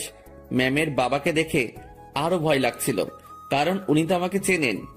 স্যার আমার কাছে এসে বললেন, তুই আমাদের অফিসের পিয়ন, তাই না? জি স্যার। আশেপাশে সবাই হেসে উঠল। ইরার চাচা তাকে ডেকে বলল, আরে এত মানুষ থাকতে তুই কিনা একটা পিয়নের সাথে লং ড্রাইভে গিয়েছিলি? ইরা চুপ, কারণ সে এখানে কিছুই বলতে সাহস পাবে না। চুপচাপ থাকতে হবে তাকে। তোকে যেন অফিসে না দেখি, ঠিক আছে? জি স্যার। আমি চলে আসলাম তাদের ওখান থেকে। বাইরে এসে দীর্ঘ একটা নিঃশ্বাস ফেললাম। যাক, তেমন বকা দেয়নি। ম্যামকেও হয়তো কিছু বলেনি। নিজের বাসায় আসলাম। 2 দিন পর খাওয়া দাওয়া বন্ধ হয়ে যাবে। বিছানায় শুয়ে শুয়ে ভাবছি, এখানে না থাকতে পারলে চলে যাব। দিনটা কোনো রকমে পার করলাম। পরদিন ঘুম থেকে জাগনা হয়েছে, কিন্তু বিছানা ছেড়ে উঠতে ইচ্ছা করছে না। মোবাইলটা হাতে নিলাম, দেখি বিকাশ কোম্পানি থেকে মেসেজ। বিরক্তি নিয়ে ফোনটা রেখে দিলাম। শুয়ে শুয়ে টাকার কথা ভাবছি। এমন সময় মনে হলো স্ক্রিনে মনে হয় কিছু দেখছিলাম। ঝটপট মোবাইলটা হাতে নিয়ে দেখি 25,000 টাকা আমার অ্যাকাউন্টে কে যেন পাঠিয়েছে। আর একটা মেসেজ আছে, এটা ম্যামের নম্বর। মেসেজটা সিন করে দেখতে পেলাম উনি শুধু ব্রেকআপ লিখে পাঠিয়েছেন। নিজে নিজে শিওর হলাম টাকাটা উনি পাঠিয়েছেন। হয়তো আমার প্রতি তার দয়া হয়েছে। যাক, আমার একটু ভালোই হলো, কাজ খুঁজতে সুবিধা হবে। ম্যামের সাথে দেখা হলে ধন্যবাদ দিব। আমার রুমের দরজায় কারো নক। আলসিমি ছেড়ে উঠে দরজা খুললাম। বাসার বড় ভাই এসেছে, যার কাছ থেকে আমি টাকা ধার করে এনেছি। ভাই, আমার টাকাটা খুব প্রয়োজন, তুই যেভাবে পারিস টাকাটা দে। ভাই আমি তো বলেছি কয়েকদিন পর দিতে পারবো। না ভাই, আমার খুব দরকার। আচ্ছা আপনি বাসায় যান, আমি টাকা নিয়ে আসছি। দরজা লাগিয়ে দিয়ে ফোনটা হাতে নিব, তখনই আবার দরজায় নক। কেমন যেন খুব রেগে গিয়ে দরজাটা খুলেই বলি, আরে ভাই বললাম তো দিয়ে আসবো। একটু ধমকে সুরে বলেছি। আমার এমন করে বলাটা ভুল হয়েছে, কারণ সামনে ম্যাম দাঁড়িয়ে আছে। এখন কি বলবো, কিভাবে কথা কাটিয়ে নিব, এসব ভাবতে ভাবতে ম্যাম নিজে প্রশ্ন করলো, কি সমস্যা? এত রেগে আছিস কেন? আপনি এখানে? আমি বেশ অবাক, কারণ তাকে এখানে এভাবে কখনো আশা করিনি। আমার সামনে থেকে সর কুত্তা, ভেতরে যাব। আমি সরে দাঁড়াতে উনি ভেতরে ঢুকলেন। তারপর আমার বিছানায় নিজের শরীরটা এলিয়ে দিলেন। ফ্রেশ হয়ে নে। আজকে আবার কোথাও যাবেন নাকি? আরে না, তুই যা, ফ্রেশ হয়ে নে, কথা আছে। আচ্ছা আমি বাইরে থেকে আসছি একটু। ওকে। আমি বাইরে এসে টাকা উঠে বড় ভাইকে থামিয়ে আসি। উনি যদি আবার আসতেন, আমার রুমে মেয়ে দেখে হয়তো ভিন্ন কিছু ভাবতো। রুমে এসে দেখি ম্যাম ঘুমিয়ে গেছে। আমি ফ্রেশ হয়ে নিলাম। কাজ শেষে উনার দিকে তাকিয়ে ভাবছি, এই মেয়েটার যে কি হয়েছে। উনি চোখ খুলে বললেন, খাওয়া হয়েছে? না। টাকা না পাঠিয়ে দিলাম, এখনো খাসনি কেন? উঠতে তো হবে। যা, বাইরে থেকে খাবার নিয়ে আয়, একসাথে খাবো। ম্যাম, আপনি এই পরিবেশে খেতে পারবেন না। তুই পারলে আমিও পারবো। কথা বাড়িয়ে লাভ নেই, এই মেয়ে আমার কথা শুনবে না। বাইরে গিয়ে টাকা উঠিয়ে ভাইকে দিলাম, আর ম্যামের কথা মতো খাবার নিয়ে আসলাম। খাবারটাও সকাল সকাল বিরিয়ানি। কি নিব ভেবে না পেয়ে এটা নিয়ে ফিরলাম। এসে দেখি ম্যাম আবার বিছানা উঠাচ্ছে। ম্যাম ছি ছি ছি, কি করেন? এবার এটা যদি আপনার পরিবার জানে তো আমাকে মেরেই ফেলবে। ভাই আপনি যান। ও সরি ম্যাম, আপনি চলে যান। চুপ থাক। খাবার এনেছিস? জি। তোর সাথে তো ব্রেকআপ হয়েছে আমার, তাই না? আমি কিভাবে জানবো? ওই যে সকালে মেসেজ করলাম। ওইটা যে আপনি কি জন্য লেখেন আমি জানি না। ব্রেকআপ হয়েছে তাই লিখছি। ও ভালো। আচ্ছা ম্যাম, আপনি খাবার খেয়ে বাসায় চলে যান। আপনার সাথে থেকে আমার চাকরিটা গেছে, জীবনটা যাক এটা আমি চাই না। চাকরি গেছে তো কি হয়েছে? আপনাকে তো বেতন দেওয়া হয়েছে। এত টাকা কেন দিয়েছেন? 20,000 তোর, আর বাকি টাকা তোর বেতন। যদিও কিছু টাকা আছে, সেটা মাস শেষে দিয়ে দিব। কাজ না করে টাকা আমি নিব না। কাজ তো তোকে দিবই। কি কাজ? আমার সাথে সময় কাটানো। আমাকে তো পাইছেন। মানে কি? মানে বোঝেন না? আমি কি আপনার ওই বিএফ যে এইভাবে সময় দিব? তুই আমার মুখের উপরে কথা বলিস? Sorry ma'am. তোর সাথে কোনো কথা নেই।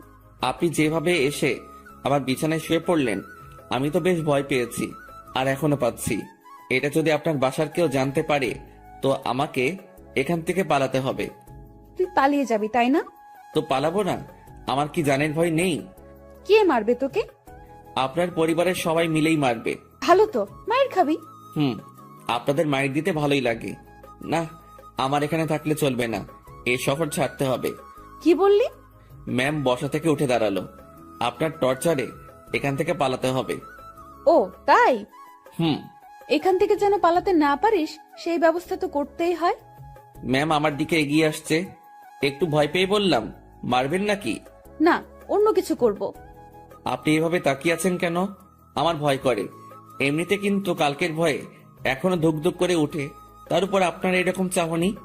আমার চোখে তুই ভয় দেখতে পাস? হ্যাঁ। ওকে, দেখাচ্ছি ভয়। ম্যাম আমার দিকে এগোচ্ছে, আর আমি পেছনের দিকে যাচ্ছি। এক সময় আমার পিঠ দরজায় লেগে যায়। ম্যামও আমার খুব কাছে চলে আসে। তার শরীর থেকে সুগন্ধি আসছে। নিশ্চয়ই দামি পারফিউম ব্যবহার করেন। সবকিছু মিলিয়ে নেশা ধরিয়ে দেওয়ার মতো একটা সুবাস। আমার বুকের ভেতরের অবস্থা খারাপ। ম্যাম যে কি করবে এখন তার কিছুই টের পাচ্ছি না। আমি তার চোখের দিকে তাকিয়ে দেখি তার চোখ হাসছে। না, আমি তার চোখের ভাষা কবে থেকে বোঝা শুরু করলাম। চোখ সরিয়ে নিলাম।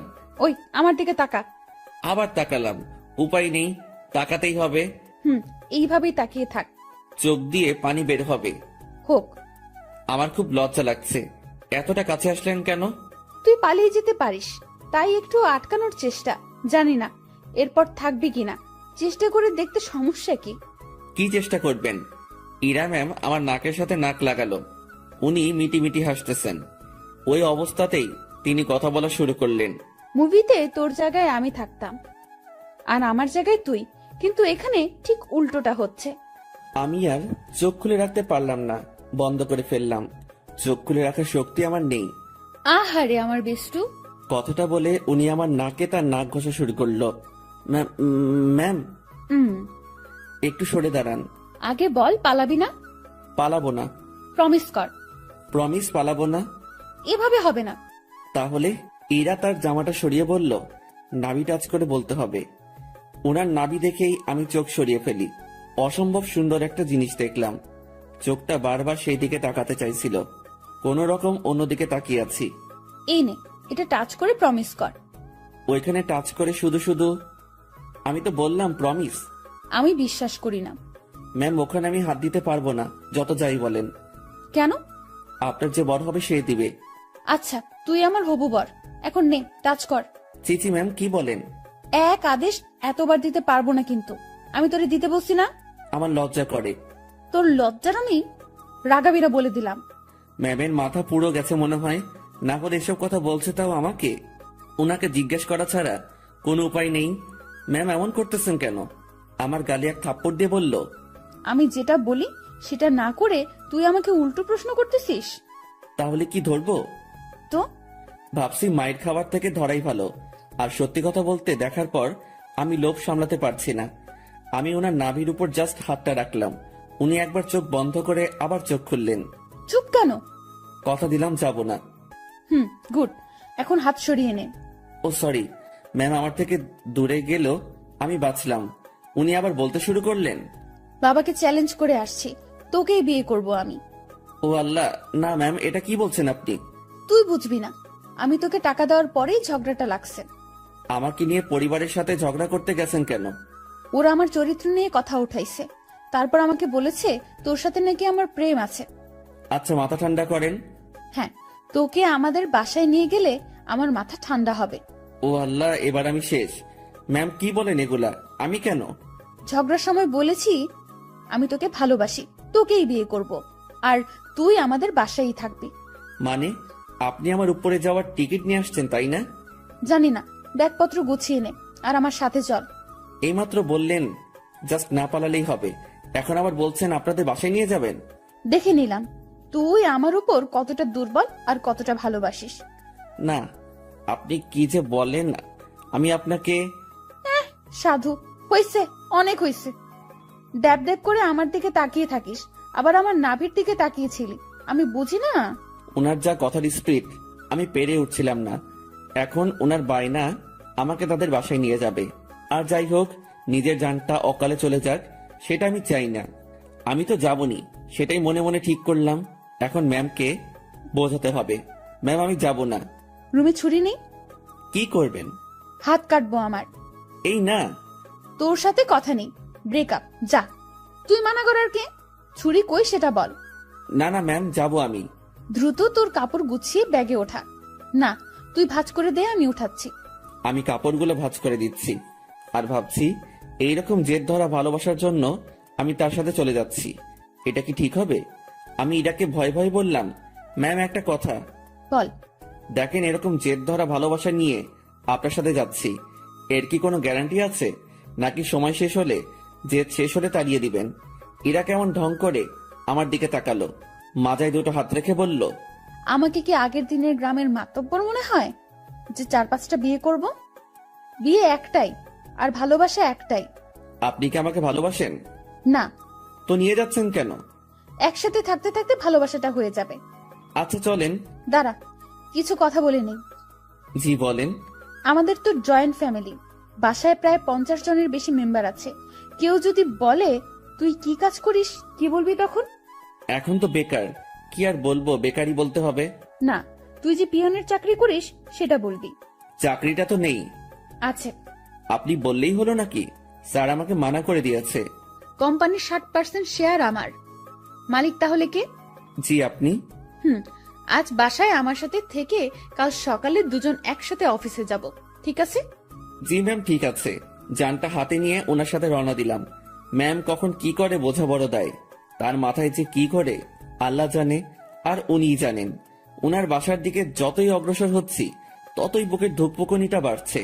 ম্যামের বাবাকে অফিসে দেখেই যে ভয় পেয়েছি, এখন তার সামনে থাকতে হবে, তাও আবার তার মেয়ের হবু জামাই হয়ে। ভাবতেই সারা শরীরে লোমগুলো দাঁড়িয়ে যাচ্ছে। ওনার বাসায় পৌঁছে গেলাম। গাড়ি যেখানে পার্ক করলো সেখানেই আরো অনেকগুলো গাড়ি। বাসাটা দেখে মনে হয় না এত লোক এখানে থাকে। এই, তুই আমার পিছু পিছু থাকবি, ওকে? জি ম্যাম, ওকে। বাসার ভেতরে ঢুকলাম।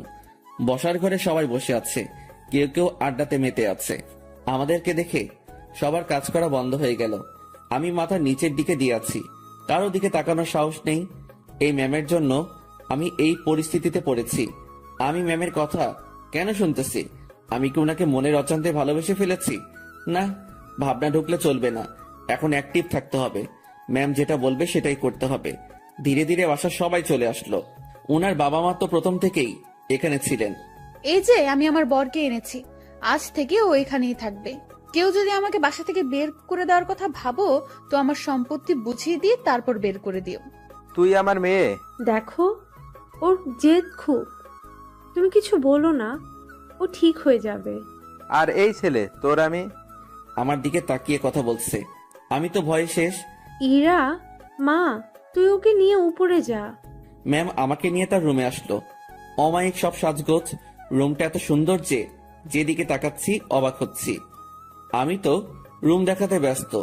ম্যাম তখন আমাকে বললেন, তুই বিছানায় উঠে থাক, আমি আসছি। ম্যাম কই যান আপনি? নিচে। আমার ভয় করে কেউ এসে আমাকে মেরে ফেলবে। আরে পাগলা, কে মারবে? আপনার ওই পুলিশ চাচা। উনি বাসায় নেই, আর আমি নিচে যাব আর আসবো। আচ্ছা। ইরা চলে যাওয়ার পর রুমটা ভালোভাবে দেখছিলাম। দেখতে দেখতে বিছানায় বসে পড়লাম। বিছানাটাও বেশ নরম। বসার সাথে সাথে কেমন যেন একটা নরম তুলতুলে ভাব। হঠাৎ ইরার মা রুমে প্রবেশ করলেন। আমি তাকে দেখে দাঁড়িয়ে গেলাম। উনি আমার কাছে এসে বললেন, বাবা, নাম কি তোমার? জি শুভ। ও, ইরা হয়তো পাগলামি করে এমনটা করেছে। তোমার বাবা মা, ফ্যামিলি আছে, তারা এইসব শুনলে সমস্যা করবে। তুমি বিকেল পর্যন্ত থেকে চলে যেও, একটু পরে ওর রাগ কমে যাবে। আমি কিছু বলার আগেই রুমে ঢুকতে ঢুকতে ইরা বলল, ওর বাবা মা নেই, বিকেল পর্যন্ত রাখার জন্য ওনাকে আমি নিয়ে আসিনি। আর তোমাকে এসব বলতে কে বলেছে? দেখ ইরা, তোর বাবাকে তুই তো চিনিস। বাবাও আমাকে চেনে। বাইরের একটা ছেলে ধরে এনে এভাবে বাসায় ঢুকানো ঠিক হয়নি। লোকে খারাপ বলবে, সমাজ খারাপ বলবে। তো তোমরা সবাই আমাকে ওইসব বলেছিলে কেন, যে ওর সাথে আমার রিলেশন আছে? আচ্ছা, আমরা সবাই তোর কাছে ক্ষমা চেয়ে নিব। এখন তুই ছেলেটাকে বিদায় কর। না, ওকে আর কিভাবে বিদায় করব? ও আমাদের এখানেই থাকবে। মানে? আমার রাগটা কমে যাক, আমি বাবার সাথে কথা বলে নিব। তুমি যাও। তুই এখনই এসে তোর বাবার সাথে কথা বল। যাও তুমি, আমি আসতেছি। ইরার মা চলে যাওয়ার পর, ম্যাম আমি বলি কি, আপনার রাগ কমে যাওয়ার পর আমি চলে যাব। পরিবারের সাথে এমন করতে হয় না। সবাই যেটা বলে সেটার মধ্যে থাকাই ভালো। তোর থেকে ভালো বুঝি আমি। জি ঠিক আছে। তুই যে চলে যেতে চাস, তাহলে আমাদের বন্ধুত্বের কি হবে? এরকম বন্ধু পাওয়া অনেক মুশকিল। এখন পেয়েছি, কাছে রাখার চেষ্টা করব।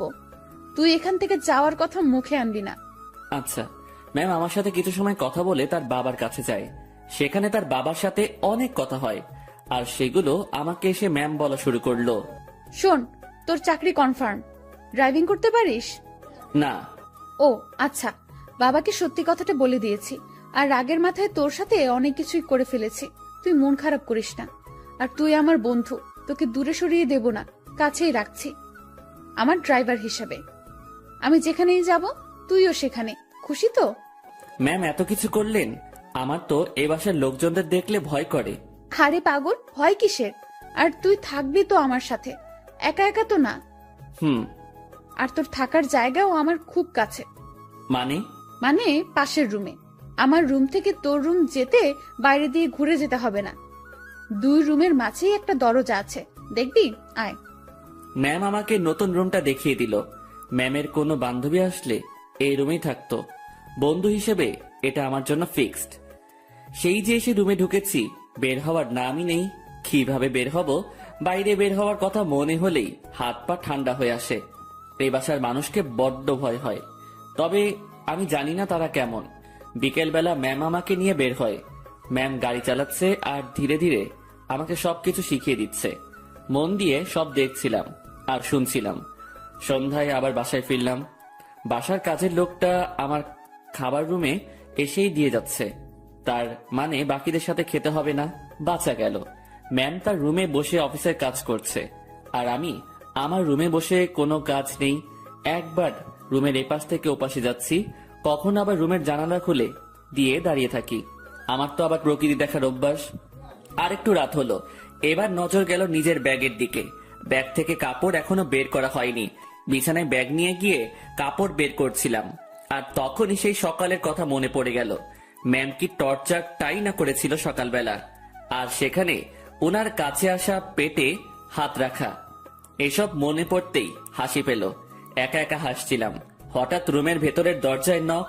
ম্যাম ডাকছে। তড়িঘড়ি করে উঠে গিয়ে দরজা খুলে দিলাম। জি ম্যাম আসুন। কি করতেছিস তুই? এই যে কাপড়গুলো বের করতেছি। তুই অনেক আলসে মানুষ তো। সেই সকালে আসছি, এখনো তুই কিছুই গুছিয়ে উঠতে পারিসনি। মনে ছিল না। ভাঁজ কর এখন। আমি আবার বিছানায় বসে কাপড় ভাঁজ করায় মন দিলাম। ম্যাম আমার গা ঘেঁষে বসলো। উনি খুব কাছে বসেছিল, তাই বললাম, ম্যাম একটু দূরে বসেন, সমস্যা হচ্ছে। কথাটা বলেই মনে হয় জীবনে সব থেকে বড় একটা ভুল করলাম। কথাটা বলার সাথে সাথে ম্যাম চোখ লাল করে ফেললেন। দেখে বোঝাই যাচ্ছিল বেশ রাগ করেছে। ফর্সা মানুষ, তার শরীরে রক্তগুলো সব চোখ মুখ গালে এসে জড়ো হচ্ছিল। দেখে এমনটাই মনে হচ্ছে। উনি উঠে দাঁড়ালেন আর তার রুমে চলে গেলেন দরজা না লাগিয়ে। আমি বিছানায় বসে আছি, ভাবছি ভুল যা করার তা তো করেই ফেলেছি। আমার জীবনে সুখ নেই, শুধু সমস্যা আর সমস্যা। কাপড় আর ব্যাগ ফেলে রেখেই পা টিপে টিপে তার রুমের দিকে এগোতে থাকলাম। উকি দিয়ে দেখি আমার মতোই জানালা খুলে দাঁড়িয়ে আছে, বারবার চোখ মুছছে। ওনার রাগ ভাঙাতে ওনার খুব কাছে গিয়ে দাঁড়াতে হবে, তাছাড়া এর বিকল্প কোনো উপায় নেই। আমি পা টিপে টিপে তার কাছে গেলাম। উনি কিছু বলছেন না, হয়তো টের পেয়েছেন আমি আসছি। উনি যে চালাক মানুষ, আমার রুমে প্রবেশ করা অবশ্যই টের পেয়েছেন। আমি তার পাশে গিয়ে দাঁড়াতেই, আপনি আপনার রুমে যান, নয়তো খারাপ কিছু হবে। দুঃখিত, আমার ভুল হয়েছে। আমি আপনাকে আপনার রুমে যেতে বলেছি। আমি আরেকটু কাছে গিয়ে দাঁড়ালাম, কিন্তু তার শরীরের সাথে স্পর্শ লাগেনি। রাগ উঠায়েন না আর। আচ্ছা, ইংরেজি ভাষায় বলতেছি, সরি। তোর সরের আমি, তুই যাবি এখান থেকে? একটু তো দূরে যেতে বলেছি, তাতেই এত রাগ করতে হবে? আমি তো দূরের মানুষ, দূরেই থাকবো, তাই না? না, কাছের মানুষ। না না, কাছের মানুষ তো দূরে থাকে না, কাছেই থাকে। সরি, আমি বুঝতে পারিনি। আমার বলাটা ঠিক হয়নি, আপনার কাছে আসাটা ঠিক ছিল। রাত হয়েছে, রুমে গিয়ে ঘুমিয়ে পড়ো, সকালে অফিস আছে। রাগ কমেছে তো আপনার? কমে যাবে। এত অভিমানী আমি কখনো দেখিনি। আমি ভুল করছি না তো? উনি এত বন্ধুত্বের কথা বলতেছেন, আমি তো তার ডাকে একটুও সাড়া দিচ্ছি না। আমার কি দূরে থাকাটা ঠিক হচ্ছে? উনি তো তার বন্ধুর জন্য অনেক কিছুই করেছে, আমি তো কিছুই করতে পারলাম না, বা এখনো কিছু করিনি। আমি কি তার বন্ধুত্বের ভালোবাসায় সাড়া দিব? মনের সাথে বোঝাপড়া যখন শেষ হলো, তখন আমি তার ডান হাতটা আমার দু হাতের মধ্যে রেখে বললাম, এই তো কাছে এসেছি, আর দূরে যাওয়ার কথা বলবো না। অমন ভুল কখনো হবে না, সরি। সত্যি তো? ওনার কণ্ঠ শুনে মনে হচ্ছিল অভিমানটা অনেকটাই কমেছে। কেন যে ম্যাম এমনটা করে? ম্যাম, এখন যাই তাহলে। কাছে থাকতে ভালো লাগছে না। আপনি তো বললেন কাল অফিস আছে, আমাকে ঘুমাতে বললেন। পরে ঘুমাবি। ম্যাম আনমনে জানালা দিয়ে বাইরে তাকিয়ে আছেন। তার ডান হাতটা তখনই আমার দু হাতের মধ্যে এক অন্যরকম ভালো লাগা কাজ করছিল তখন। সেটা যে কি আমি ঠিক বলতে পারবো না। আমি ম্যামের মুখের দিকে তাকালাম, দেখি মিটিমিটি হাসছে। আমি তার হাসি দেখে প্রশ্ন করেই বসলাম, এভাবে আনমনে বাইরে তাকিয়ে কি দেখেন? বাইরে কি দেখি? তোকে। আমাকে মানে? আরে পাগলা, তুই আমার জীবনে এমন ভাবে আসলি, মানে আমি ভাবতেই পারিনি। তোর মতো একটা গাধা, তবে ভালো মানুষের সাথে বন্ধুত্ব হয়েছে। তবে আমার পোড়া কপাল। কেন? তুই আমাকে দেখে ভয় করিস, তেমন কথা বলতে চাস না। আমি যা বলি শুধু সেটাই করিস। আর কি করব? যাই হোক, সব ঠিক হয়ে যাবে। যা এখন ঘুমিয়ে পড়। আচ্ছা, গুড নাইট। Good night. পরদিন সকালবেলা থেকে অফিস করা শুরু করলাম। ম্যামের সাথেই সবসময় থাকা, উনি যা বলে সেগুলো শোনা এবং করা, এগুলোতেই ব্যস্ত। দিনকে দিন যাচ্ছিল, আমার অবস্থা ততই ভালো হচ্ছিল। ম্যামের সাথে কথা বলতে এখন আর ভয় লাগে না। কোনো কিছু লাগলে সোজা সাপটা বলে দেই। এদিকে ড্রাইভিংটাও একটু একটু শিখেছি। তাদের বাসার দু একজনের সাথে কথাও হয়েছে। মোটামুটি সবকিছু স্বাভাবিকের দিকেই বলা যায়। কিন্তু এমনটা একটা দিন আসলো, সেদিন আমার স্বাভাবিক মন আর ঠিক থাকলো না। ম্যামের বাবা ম্যামের বিয়ের জন্য ছেলে দেখেছে। আজ অফিসে যাওয়া হয়নি আমাদের, কারণ ছেলেপক্ষ দেখতে আসবে। কিন্তু আমার কেমন জানি ভয় ভয় লাগছে। বারবার মনে হচ্ছে ওনার বিয়ে হওয়ার কি দরকার? এমন থাকলেও তো পারে। আমি যা ভাবছি সেটা তো ভুল, বিয়ে তো হবেই। আমি আমার রুমে বসে ছটফট করছিলাম। ম্যামের রুমে বারবার উকি দিচ্ছি। উনি বেশ স্বাভাবিকভাবেই আছেন। দেখে মনে হচ্ছে না উনি কোনো টেনশন বা ভয় আছেন। তাহলে আমি ভয় করছি কেন? আমি তাকে হারানোর ভয় করছি না তো? ছি ছি, তাকে হারানোর কি আছে? সে তো আর আমার না। ম্যাম আমাকে বলেছিল উনি আমাকে ভালোবাসেন, সেটা ছিল বন্ধুত্বের। আর আমি যেটা ভাবছি সেটা তো অন্য কিছু। না, নিজের মনের অজান্তেই তাকে ভালোবেসে ফেললাম। এসব কখন হলো? আমি তো এইরকম কিছু ভাবিনি তার সম্পর্কে। পরক্ষণে মনে হলো আমি তার চিন্তায় দিন পার করেছি, সেখান থেকেই এই অবস্থা। নিজের রুমে আর থাকতে পারলাম না। বিছানা থেকে উঠে ম্যামের রুমে চলে গেলাম। ম্যাম বসে বই পড়ছেন। আমাকে দেখে বললেন, কিছু বলবি? বল। আপনাকে দেখতে আসছে। তুই তো জানিস নতুন করে প্রশ্ন করার কি আছে? যদি তারা আপনাকে পছন্দ করে, আপনি কি রাজি হবেন? ছেলে যদি ভালো হয়, পরিবার যদি ভালো হয়, তাহলে মানা করব কেন? তাই ঠিক। এটাই বলতে আসছিলি? না। সকাল সকাল তোতলানো শুরু করেছিস? কিছু হয়েছে? একটা কথা বলার ছিল। ম্যাম আমার দিকে তাকিয়ে বইটা বন্ধ করে পাশে রাখলো। তারপর আমাকে তার সামনাসামনি বসতে বলল। তোকে দেখে মনে হচ্ছে আমাকে কিছু বলতে চাচ্ছিস, কিন্তু ভয় করতেছিস। হ্যাঁ, ওই রকমই। ভয় নেই, বল। কিছু বলবেন না তো? আরে আমি তোর বন্ধু না, তোকে কি বলবো পাগল? ভয় নেই, বল। আপনি আপনার বাবাকে বলে বিয়েটা ক্যান্সেল করে দেন। ওই বিয়ে তো ঠিকই হয়নি, এখনই কিভাবে ক্যান্সেল করে দিব? আর কেন ক্যান্সেল করব? আরে আপনি চলে গেলে আমি কিভাবে থাকবো? ওই কিভাবে থাকবি মানে? তুইও থাকবি বাসার বাকি যারা যেভাবে আছে সেভাবে। আমাকে ছাড়া আপনি কি থাকতে পারবেন? ম্যাম আমার দিকে এক দৃষ্টিতে তাকিয়ে আছে। আমার কথা শুনে হয়তো সে অবাক হয়েছে। এই বাসায় বিয়ে করেন মানে? তোর মাথা গেছে নাকি? I love you. মুখ ফসকে হোক আর যেভাবেই হোক কথাটা বলে ফেললাম। মনে মনে ভাবছিলাম বাংলায় বলবো, কিন্তু মুখ থেকে ইংরেজিতেই বেরিয়ে গেল। আমার কথা শুনে ম্যাম মিটি মিটি হাসতেছেন। তুই যা বললি ভেবে বলেছিস? না, কেন? ভাবার কি আছে? আমার যেটা নিয়ে ভয় হয়েছে সেটার জন্য বলেছি এটা। কি নিয়ে ভয় হয়েছে? আপনার চলে যাওয়া। আমি চলে গেলে তো কি হয়েছে?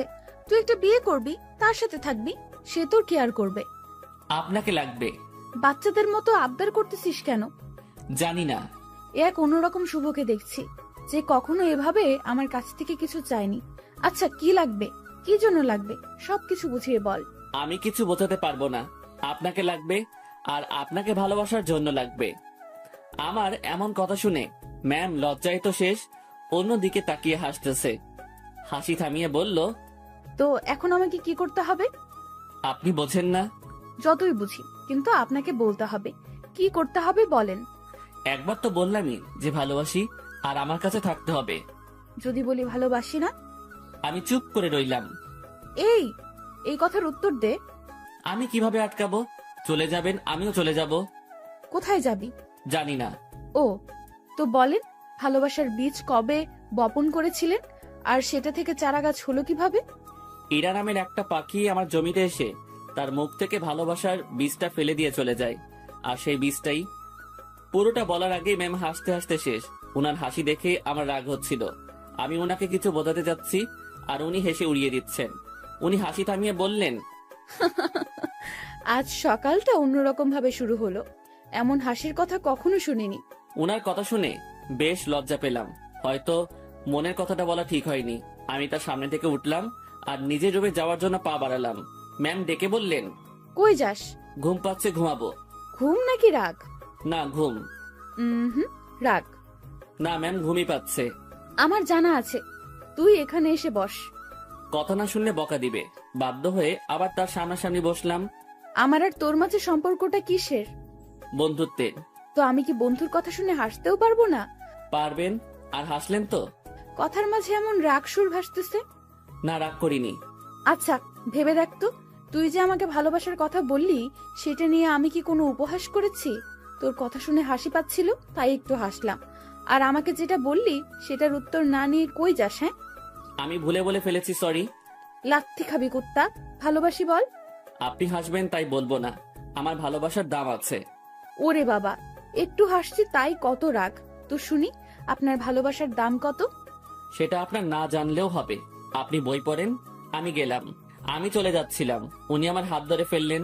কেমন কান্না কান্না কণ্ঠে বললেন, ওই পাগল, আমি তোমার ভালোবাসা নিয়ে উপহাস করিনি তো। আপনি যে হাসলেন। না পাগল। ইরা আমাকে জড়িয়ে ধরে কান্না শুরু করলো, আর অভিমানী কণ্ঠে বলল, প্রত্যেকটা গল্পে আমি তোমাকে প্রপোজ করি, তুমি কি করো? তুমি চুপ থাকো, তোমার জন্য ওয়েট করতে হয় আমার। এই গল্পেও তুমি অনেকটা লেট করেছো। আমার কি অপেক্ষা করে থাকতে কষ্ট হয় না? তুমি আমার জন্য কিছুই করো না, আর করতেও হবে না। শুধু ভালোবাসলেই চলবে। আর হ্যাঁ, রাগ দেখাও কেন আমাকে? রাগ শুধু তোমারই আছে, আমার নেই।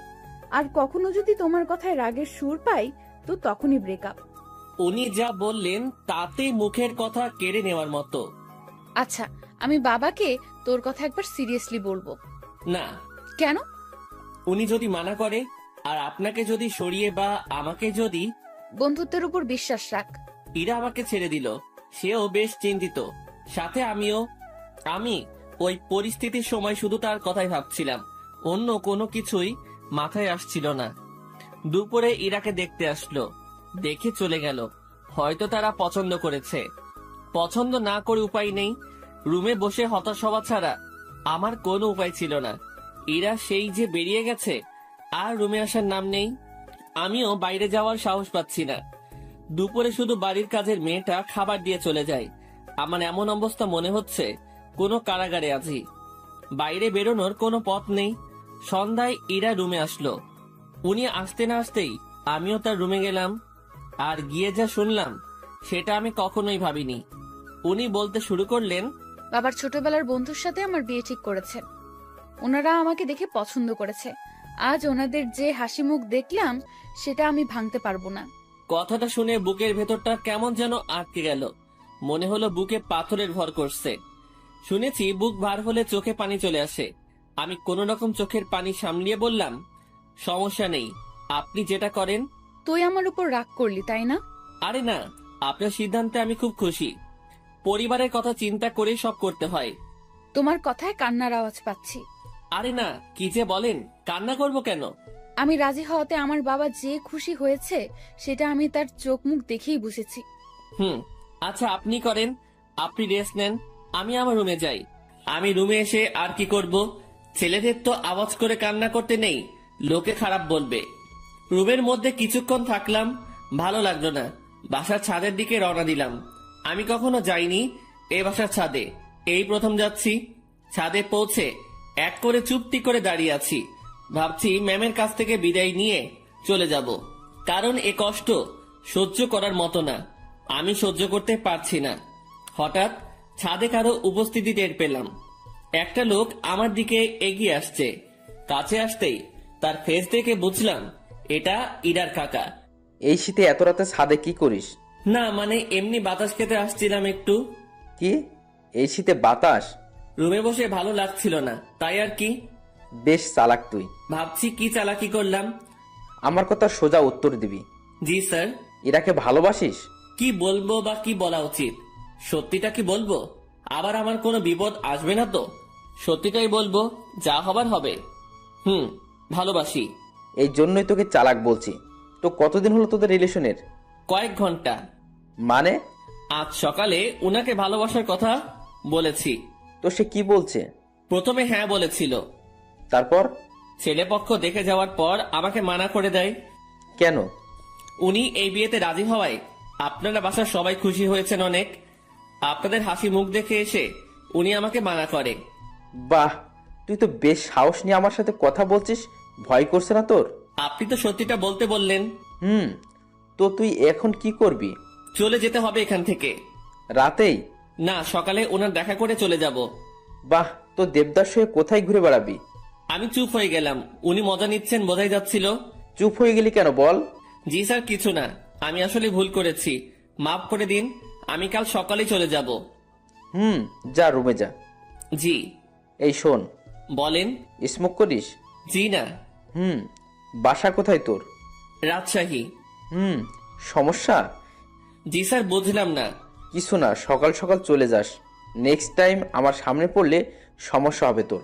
আমার সামনে যেন না দেখি। জি স্যার, আর দেখবেন না আমাকে। রুমে আসলাম, তার সাথে কথা বলতে ভয় তো করছিলই না, মনে হচ্ছিল আরো কিছু সময় কথা বলি। তারপর ভাবলাম আমার সাথে তার যে কথাটা হয়েছে এটা ম্যামকে জানানো দরকার। চলে গেলাম তার কাছে, যেসব কথা হয়েছে সব বলে আবার নিজের রুমে আসলাম। কিছু সময় পর মনে হলো আসল কথাটা মানে আমি যে কাল চলে যাব এটা বলাই হয়নি। আবার ঢুকলাম তার রুমে, আর ঢুকতেই চোখ কোনো কিছুতে আটকে গেল। উনি ড্রেস চেঞ্জ করছিলেন, যা দেখার আমার চোখ দেখে ফেলেছে, আমার কোনো দোষ নেই। আমি নিজেই অন্যদিকে ঘুরে রুমে চলে আসবো, তখনই উনি বললেন, এই দাঁড়া। ম্যাম আমি কিছু দেখিনি। কিছু দেখা না দেখার কথা আমি বলিনি। কি বলতে আসছিলি সেটা বল। আমি কাল সকালে চলে যাচ্ছি। আরে, অন্যদিকে ঘুরে আছিস কেন? আমার শরীরে পোশাক আছে, এখন এইদিকে তাকা। ঘুরে তার দিকে তাকালাম, এখন সব ঠিকঠাক আছে। কি যেন বলতেছিলি? এত জায়গা থাকতে রুমে ড্রেস চেঞ্জ করতে হবে কেন? এইটা বলতে আসছিলি? না। তুই বলবি নাকি মাইক শুরু করব? বলছি, আমি কাল সকালে চলে যাচ্ছি। কোথায়? আমার গ্রামের বাড়ি। কেন? আমি এখানে থাকতে পারছি না, দম বন্ধ হয়ে আসছে। এতদিন তো দম বন্ধ হয়নি, আজ হচ্ছে কেন? দেখেন, ভালোবাসার মানুষটি চোখের সামনে থেকে এভাবে হারিয়ে যাবে, আমি এটা দেখতে পারবো না। তুই যদি যাস ব্রেকআপ করে তারপর চলে যাবি। ঠিক আছে, ব্রেকআপ। যা বলার বলে এসে কম্বল মুড়ি দিয়ে শুয়ে পড়লাম। ওনার কথা ভাবতে ভাবতে চোখের পাতাটা বন্ধ হয়ে গেল। রাত তখন কত হয়েছে আমি জানি না। আমার কম্বলের নিচে কাউকে অনুভব করলাম, কেউ একজন এখানে এসে শুয়ে আছে। নিজের ঘুম ভাঙাতে চোখ খুললাম, কম্বলটা মাথার উপর থেকে সরিয়ে দেখি ইরা আমার পাশে শুয়ে আছে। আমি উঠে বসাতে ফেল করে আমার দিকে তাকিয়ে আছে। উনাকে দেখে অবাক হয়ে যাই আমি। কয়েকদিন পরে যার বিয়ে, সে আমার রুমে আমার সাথে একই বিছানায় এসে শুয়ে আছে। এর মতলবটা কি? যেমন ছিলি তেমন করে শুয়ে থাক। আপনি এখানে কি করেন? দেখছিস না শুয়ে আছি? আপনার রুমে যান, এখানে কি? এটাও আমার রুম। এভাবে এত কাছে আসা ঠিক না। কোনটা ঠিক তোকে বলতে বলছি আমি? যেমনটা ঘুমিয়েছিলি তেমনটাই ঘুমিয়ে থাক। শোনেন, আপনি আমাকে কিছু বলতে দিল না।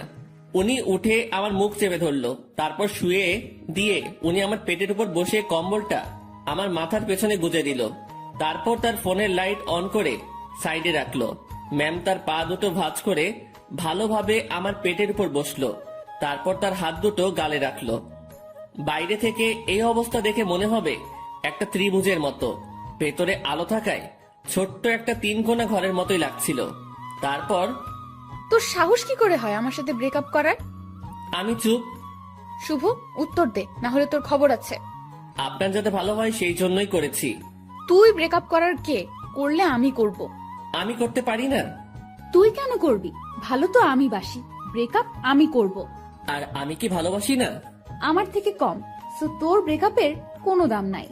আচ্ছা, আপনি পেটের উপর থেকে নামেন, ব্যথা করতেছে। করলে করুক, আমি কি করব? আপনি যা করছেন সেটা ঠিক না। কি করতেছি আমি? এই যে এইভাবে বসে আছেন, আবার তোকে জ্ঞান দিতে বলেছি আমি। জি না। এরপর ইরা তার হাত দিয়ে আমার ঠোঁট স্পর্শ করা শুরু করলো, নাকে চোখে হাত বুলিয়ে দিল। আমি যে বসে আছি তাতে কি তোর বেশি কষ্ট হচ্ছে? না, কিন্তু এইরকম ভাবে হাত দিচ্ছেন এটা ভালো লাগছে না। I love you. নতুন বরকে বইলেন, কথাটা বলার সাথে সাথে গালে চর বসিয়ে দিল। আই লাভ ইউ টু বল, নয়তো আরো মারবো। টুট টুট টুট। কিসের টু টু? পুরোটা বল। ভালোবাসি আমিও। ওয়াও, খুব বলেছেন। চলো এখন রোম্যান্স করি। ম্যাম ওয়েট, কিসের রোম্যান্স? আমি তো আপনার বর না, এগুলো ঠিক হবে না। আপনি আপনার রুমে যান। আহারে, আমি তো রোম্যান্স করবই, সে বিয়ে হোক আর না হোক। ম্যাম, কি? ছেড়ে দেন না। ওলে, খুব ভয় লাগছে তোমার? ইরা বসা থেকে এবার আমার পুরো শরীরের উপর শুয়ে পড়ল। ভয়ে বুকের মধ্যে দুরুম দারুম শব্দ হচ্ছে।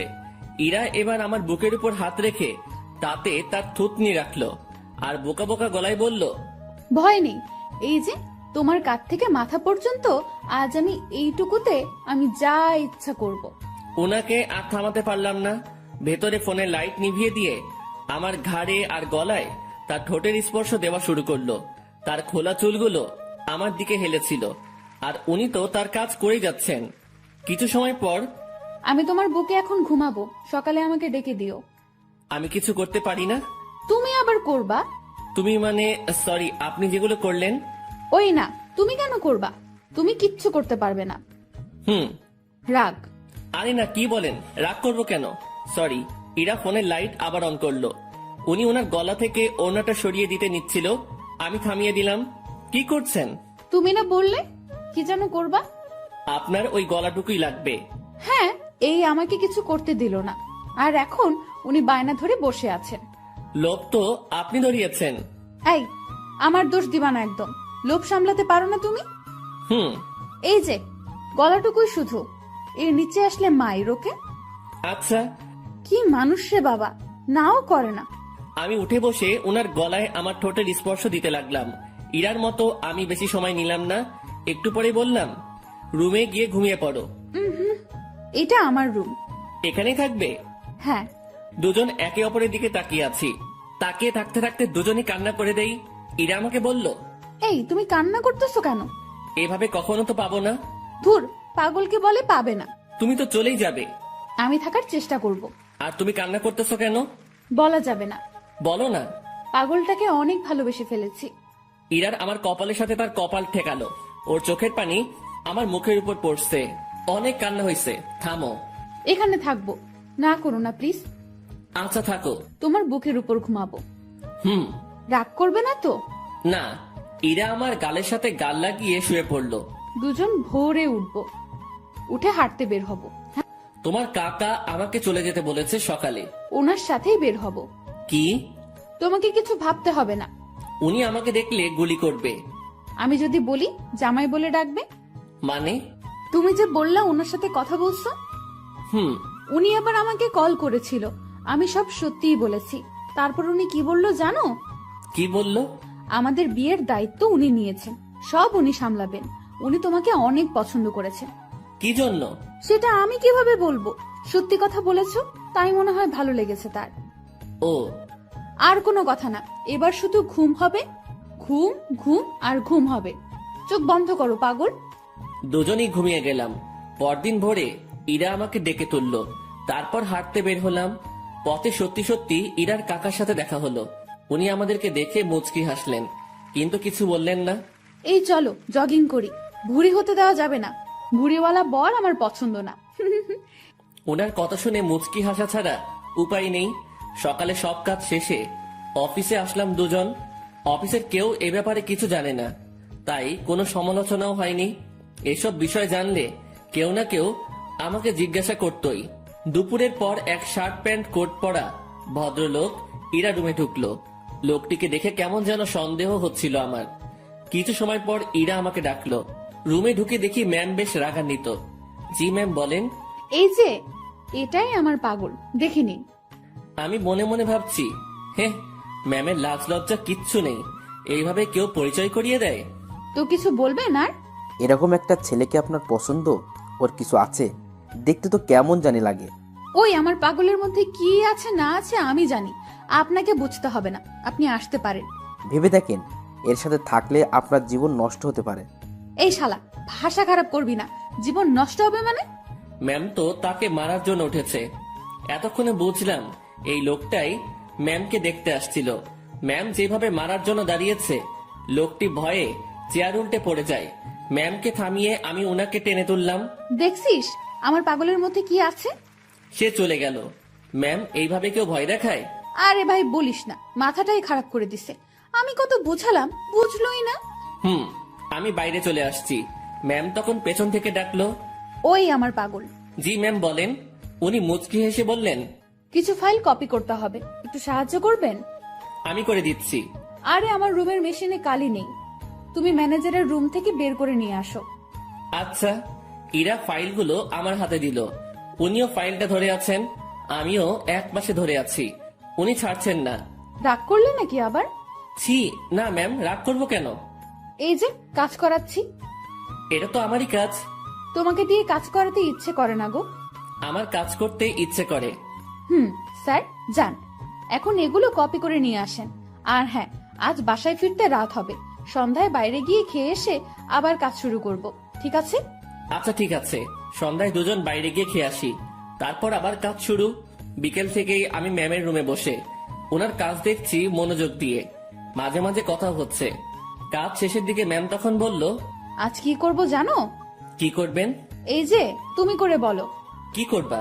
এক জগ চা বানিয়ে দুজন রাত 10টার পর ছাদে যাব। কেন? গল্প করব। এই ঠান্ডায় ছাদে? রুমেই তো ভালো। আরে না, ছাদে আগুনের ব্যবস্থা করব। তুমি আমি পাশাপাশি বসে চা পান করব আর গল্প করব। আর স্যার, মানে আপনার বাবা যদি দেখে? ও পাগল রে পাগল, কাকা তো বাবাকে সব বলে দিয়েছে। বাবা আবার তার বন্ধুকে মানা করে দিয়েছে। আর সেই জন্যই ছেলেটি আমার কাছে আসছে রিকোয়েস্ট করার জন্য, যাতে আমি মানা না করি। তারপর তোমার কথা বললাম, তোমাকে দেখালাম। ও, এই ব্যাপার? জি, এখন বাসায় সব চলবে। সব চলবে মানে? বাসায় চলো, বাসায় গিয়েই বুঝাবো নি। ঠিক আছে পাগল? কাজ শেষে আমরা বাসায় আসলাম। প্রতিদিনের মতো আজ আমাকে আর একা খেতে হলো না, সবার সাথে বসে খাচ্ছি। বেশ ভয় নিয়েই টেবিলে বসে আছি। ধীরে ধীরে সবার সাথে পরিচিতি হলাম। খাওয়া শেষে ইরার বাবা আমাকে ডেকে বাইরে নিয়ে গেলেন। দেখো, বাসার সবাই তোমাকে মেনে নিচ্ছে, শুধু আমি বাদে। এর পেছনে কারণও আছে। তুমি সামান্য একটা মানুষ, কত বড় ফ্যামিলির দিকে হাত বাড়িয়েছো সেটা খেয়াল করেছো? ধরো কাল তোমাদের বিয়ে দিয়ে দিলাম, তারপর আমার মেয়েকে নিয়ে উঠাবে কোথায়? স্যার, বেয়াদবি মনে না নিলে একটা কথা বলি। বলো। আপনার মেয়ে বলেছে ও কাজ করে খাওয়াবে কিছুদিন। এর মাঝে আমিও কিছু একটা করে ফেলতে পারবো ওর সাহায্যে। আমরা এমনটাই ভেবেছি। ও, বউয়ের হাতের কামাই খাবে? না, বন্ধুর হাতের কামাই খাবো। মুখের উপর কথা বলছো। আমি তো বলেই নিলাম, কিছু মনে করবেন না। ওকে, 2 দিন পর তোমাদের বিয়ে। সমাজের নিয়ম অনুযায়ী আমার মেয়েকে নিয়ে বাসা থেকে বেরিয়ে যাবে। কোথায় যাবে সেটা আমি জানি না। ওকে? জি স্যার। কথাটা ইরাকেও জানিয়ে দিও। জি। ইরার বাবা আমাদের উপর বেশ রেগে আছেন। রাগাটাই স্বাভাবিক, যা কাজ করেছি। বাইরে দেরি না করে ইরার কাছে গেলাম, গিয়ে কথাগুলো বললাম। এত তাড়াতাড়ি বিয়ে? ভাবলাম মাসখানেক একটু প্রেম টেম করবো, এখানে ওখানে ঘুরতে যাব, সেগুলো মনে হয় আর হবেই না। বিয়ের জন্য প্রস্তুতি নিতে হবে। হ্যাঁ, আগে তো বাসা ঠিক করতে হবে। তুই বেটা তো টেনশন নিতেছিস কেন? তুই বাবাকে বলেছিস বন্ধুকে বিয়ে করতেছিস, তাই না? হুম। তো তোর বন্ধু থাকতে এত টেনশন কেন? শোন, আমি একটা ফ্ল্যাট কালকের মধ্যে কিনে নেব। আর হ্যাঁ, সংসার করতে অনেক কিছুর প্রয়োজন, সেগুলোও কিনতে হবে। হুম। বিয়ের পর সংসারে তুমি আমি 50-50 খরচ দিব। আমি এত টাকা কই পাবো? ও হ্যাঁ, তাও তো একটা কথা। আচ্ছা শোন, উপায় একটা বের করেছি। আমি দিব 80%, আর তুই 20%, আর ভালোবাসা দিবি তুই 99%, আর আমি 1%। কি? না, আপনি আমাকে ভালোবাসবেন না। যদি সংসারে 50-50 খরচ দিতে পারেন, ভালোবাসাটাও তেমনই ভাগ হবে। এটা কোনো কথা? তো নিজেদের মধ্যে রাজনীতি করাটা কি ঠিক? দেখ, আন্দোলন করতে থাক, কাজ হয় কিনা। মনটা একটু নরম করেন। আপনি যদি আমাকে 100% ভালোবাসা দেন, তো ভালোবাসার পিপাসায় আমি তো মারা যাব। ওই মুখে ওসব মারা যাওয়ার কথা আনবি না। জি ম্যাম। যা রুমে গিয়ে ফ্রেশ হয়ে নে। আচ্ছা। ফ্রেশ হয়ে দরজা লাগিয়ে দিলাম, কারণ দরজা খোলা থাকলে আজ আর ঘুমাতে দিবে না। ঘুম প্রায় চলেই আসছে, সেই সময় ডাকাডাকি শুরু করলো। মুখে বিরক্তি নিয়ে দরজা খুললাম। ওই এখনই ঘুমাচ্ছিস কেন? চা রেডি, চল ছাদে যাব। ওকে চলেন। ঘুমের 12টা বেজে গেল। দুজনে গিয়ে ছাদের মাঝখানে কিছু কাঠখড়ি দিয়ে আগুন জ্বালিয়ে নিলাম। ওনার সব কথাই শুনতে হচ্ছে। এদিকে আমার নাজেহাল অবস্থা। নিচে থেকে উপরে এতগুলো কাঠখড়ি আনা, তাও আবার চোখে ঘুম নিয়ে প্রচন্ড রকমের বিরক্ত লাগছিল। আমি আর ইরা আগুনের খুব কাছাকাছি বসলাম। সে আমার শরীর ঘেঁষে বসলো। সে জগ থেকে একটা কাপে চা ঢাললো, তারপর কাপটা আমার হাতে দিয়ে বলল, আগে তুমি খাও, এই পুরোটা না, কিন্তু জাস্ট এক চুমুক, তারপর আমি, তারপর আবার তুমি খাবে। ইরা কথাটা বলে আমার হাতের মধ্যে দিয়ে হাত দিয়ে জড়িয়ে নিল। আমি এক চুমুক খেলাম, আর তারপর উনার মুখে ধরলাম। আমি যে জায়গাটায় ঠোঁট লাগিয়েছিলাম, ঠিক সেখানে সে ঠোঁট লাগিয়ে চা খেলো। খাওয়া শেষে ইরা আমার কাঁধে মাথা রাখলো। ওই একটা গল্প বলো। রুমে গিয়ে বলবো নি? জি না শুভ সাহেব, এখানে বলেন। কি বলবো মাথায় আসছে না। আনরোম্যান্টিক একটা বর। তোমার কিছু বলতে হবে না, আমিই বলছি শোনো। গান বলবো, ভালোভাবে শুনবা। বলো। আমার কাছে তুমি মানে 7 রাজার ধন, আমার কাছে তুমি মানে অন্যরকম, আমার কাছে তুমি মানে আমার পোষা পাখি, দিনে রাইতে বুঝিয়া তোমায় আমি দেখি, তোমার কাছে হয়তো বন্ধু আমি কিছু না, তাই তো তোমার স্বপ্নে বন্ধু আমি আসি না। এই ওয়েট ওয়েট, আমি ইরাকে গানের মাঝে থামিয়ে দিলাম। কি হয়েছে, থামালে কেন? তুমি আমার স্বপ্নে আসো তো? আরে গাধা, এটা গানের লাইনে আছে, তাই বলছি। আমি তো জানি তুমি আমাকে কেমন ভালোবাসো। তুমি গানটা পারো? হুম। ও দারুণ, তাহলে চলো একসাথে গাই। তারপর থেকে শুরু করলাম, আমি মানে তুমি, আর তুমি মানে আমি। আমার কাছে আমার চেয়ে বন্ধু তুমি দামি। গলা ফাটিয়ে দুজন গান করলাম। আমাদের আওয়াজ শুনে ছাদে ছোট বড় সবাই এসে হাজির। আমরা সবাই গোল হয়ে বসলাম। আগুনটাও বড় করা হলো। তারপর সবাই মিলে আবার গান ধরলাম। রাতটা যে এমন হবে কখনো কল্পনাও করিনি। বাসার সবাই এসেছে, শুধু ইরার বাবা বাদে। আড্ডা শেষে রুমে আসলাম। ইরা তার রুমে গিয়ে ঘুমিয়েছে, আমি আমার রুমে শুয়ে পড়লাম। পরদিন সকালবেলা অফিসে গেলাম দুজন। আগের দিনের মতো ডিউটি করে রাতে বাসায় ফিরলাম। এখন আমি একা রুমে থাকি না, বাসার সবার সাথে আড্ডা দিই, কথা বলি। দিন দিন আনন্দগুলো বাড়ছিল। কথায় আছে, আনন্দ সুখ বেশি সময়ের জন্য নয়। সত্যি তাই। ইরার বাবা এসে আমাকে জানিয়ে দিয়ে গেলেন কাল আমাদের বিয়ে, আর কালকে আমাদের বাসা ছাড়তে হবে। আমি আর ইরা বসে বসে ভাবছি কি করা যায়। দোস্ত শোন, এভাবে লাভ নেই, ব্যাগ গুছিয়ে ফেল। তাহলে আমরা কাল চলে যাচ্ছি? হ, যাচ্ছি। অন্য কারোর সাথে বিয়ে হলে তো যেতেই হতো, তাই না? হুম। তো ব্যাপারটাকে স্বাভাবিক নেওয়ার দরকার না? হ্যাঁ, ঠিক বলেছেন। এখানে আমার সম্পত্তির দাবি নিয়ে থাকতে পারতাম, বাট ঠিক হবে না। ওসব ব্যাপার নিয়ে কথা না বলাই ভালো। ওনাদের ভালোবাসা নিয়েই আমরা বাসা থেকে চলে যাব। ওটাই আমাদের সম্পত্তি। তো যা, তোর ব্যাগ গুছিয়ে নে। রাতে ব্যাগপত্র গুছিয়ে নিলাম। সকালবেলা আমাদের বিয়ে হলো। আমার পক্ষ থেকে ইরার কাকা মুরব্বি হলেন। বিয়ের সব কাজ শেষে, খাওয়া দাওয়া শেষ, এবার আমাদের যাওয়ার পালা। আমরা রাতে প্ল্যান করেছি, বিয়ে করি আর যাই করি অফিস মিস দেওয়া যাবে না। এখান থেকে অফিসে যাব, তারপর কারো মাধ্যমে আমরা একটা বাসা ভাড়া নিব। রাতে আমাদের বাসা হবে। ইরা সবার কাছ থেকে হাসি মুখে বিদায় নিচ্ছে আর পরিবার ছেড়ে আমার সাথে চলে যাচ্ছে। আমরা বাড়ির মেইন দরজা পার হতে না হতেই ইরার বাবা আমাদের আটকিয়ে দিল। কোথায় যাচ্ছ তুমি? কোথায় আবার বিয়ে হয়েছে? এখন কি আর একটা বাড়ি আছে আমার? আমার ঠিকানা তো এখন শ্বশুর বাড়ি, সেখানেই যাচ্ছি। এই বাড়িটাই তো তোমার। যতই আমার হোক, আমি তো এখানে থাকবো না। তুমি আমার উপর রেগে আছো? না, রাখবো কেন? তো চলে যাচ্ছ কেন আমাদের ছাড়া? তুমি তো যেতে বলেছো। কোথাও যেতে হবে না, আমি শুধু তোমাদের ভালোবাসাটা পরীক্ষা করে দেখলাম। কথাটা বলা মাত্রই ইরা তার বাবাকে জড়িয়ে ধরে কান্না করলো।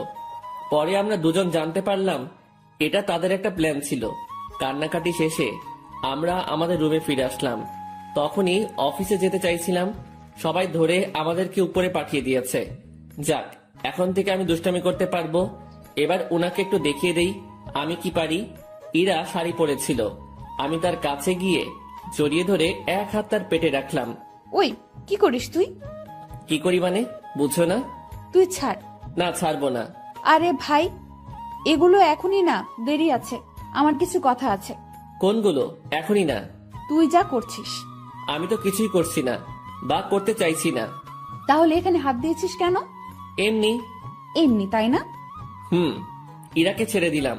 ও বলতে শুরু করলো, স্যার, আমাদের বিয়ে হলো, এই শুকরিয়া আদায়ের জন্য দুইজন নফল নামাজ পড়বো। আচ্ছা। মন খারাপ হয়েছে? কই না। দেখতে পাচ্ছি। মনে মনে আমার সাথে ব্রেকআপ করলা নাকি? না, কি বলো? বুঝি বুঝি, আমি সবই বুঝি। ইরা আবার আমার কাছে আসলো। চোখ বন্ধ করো।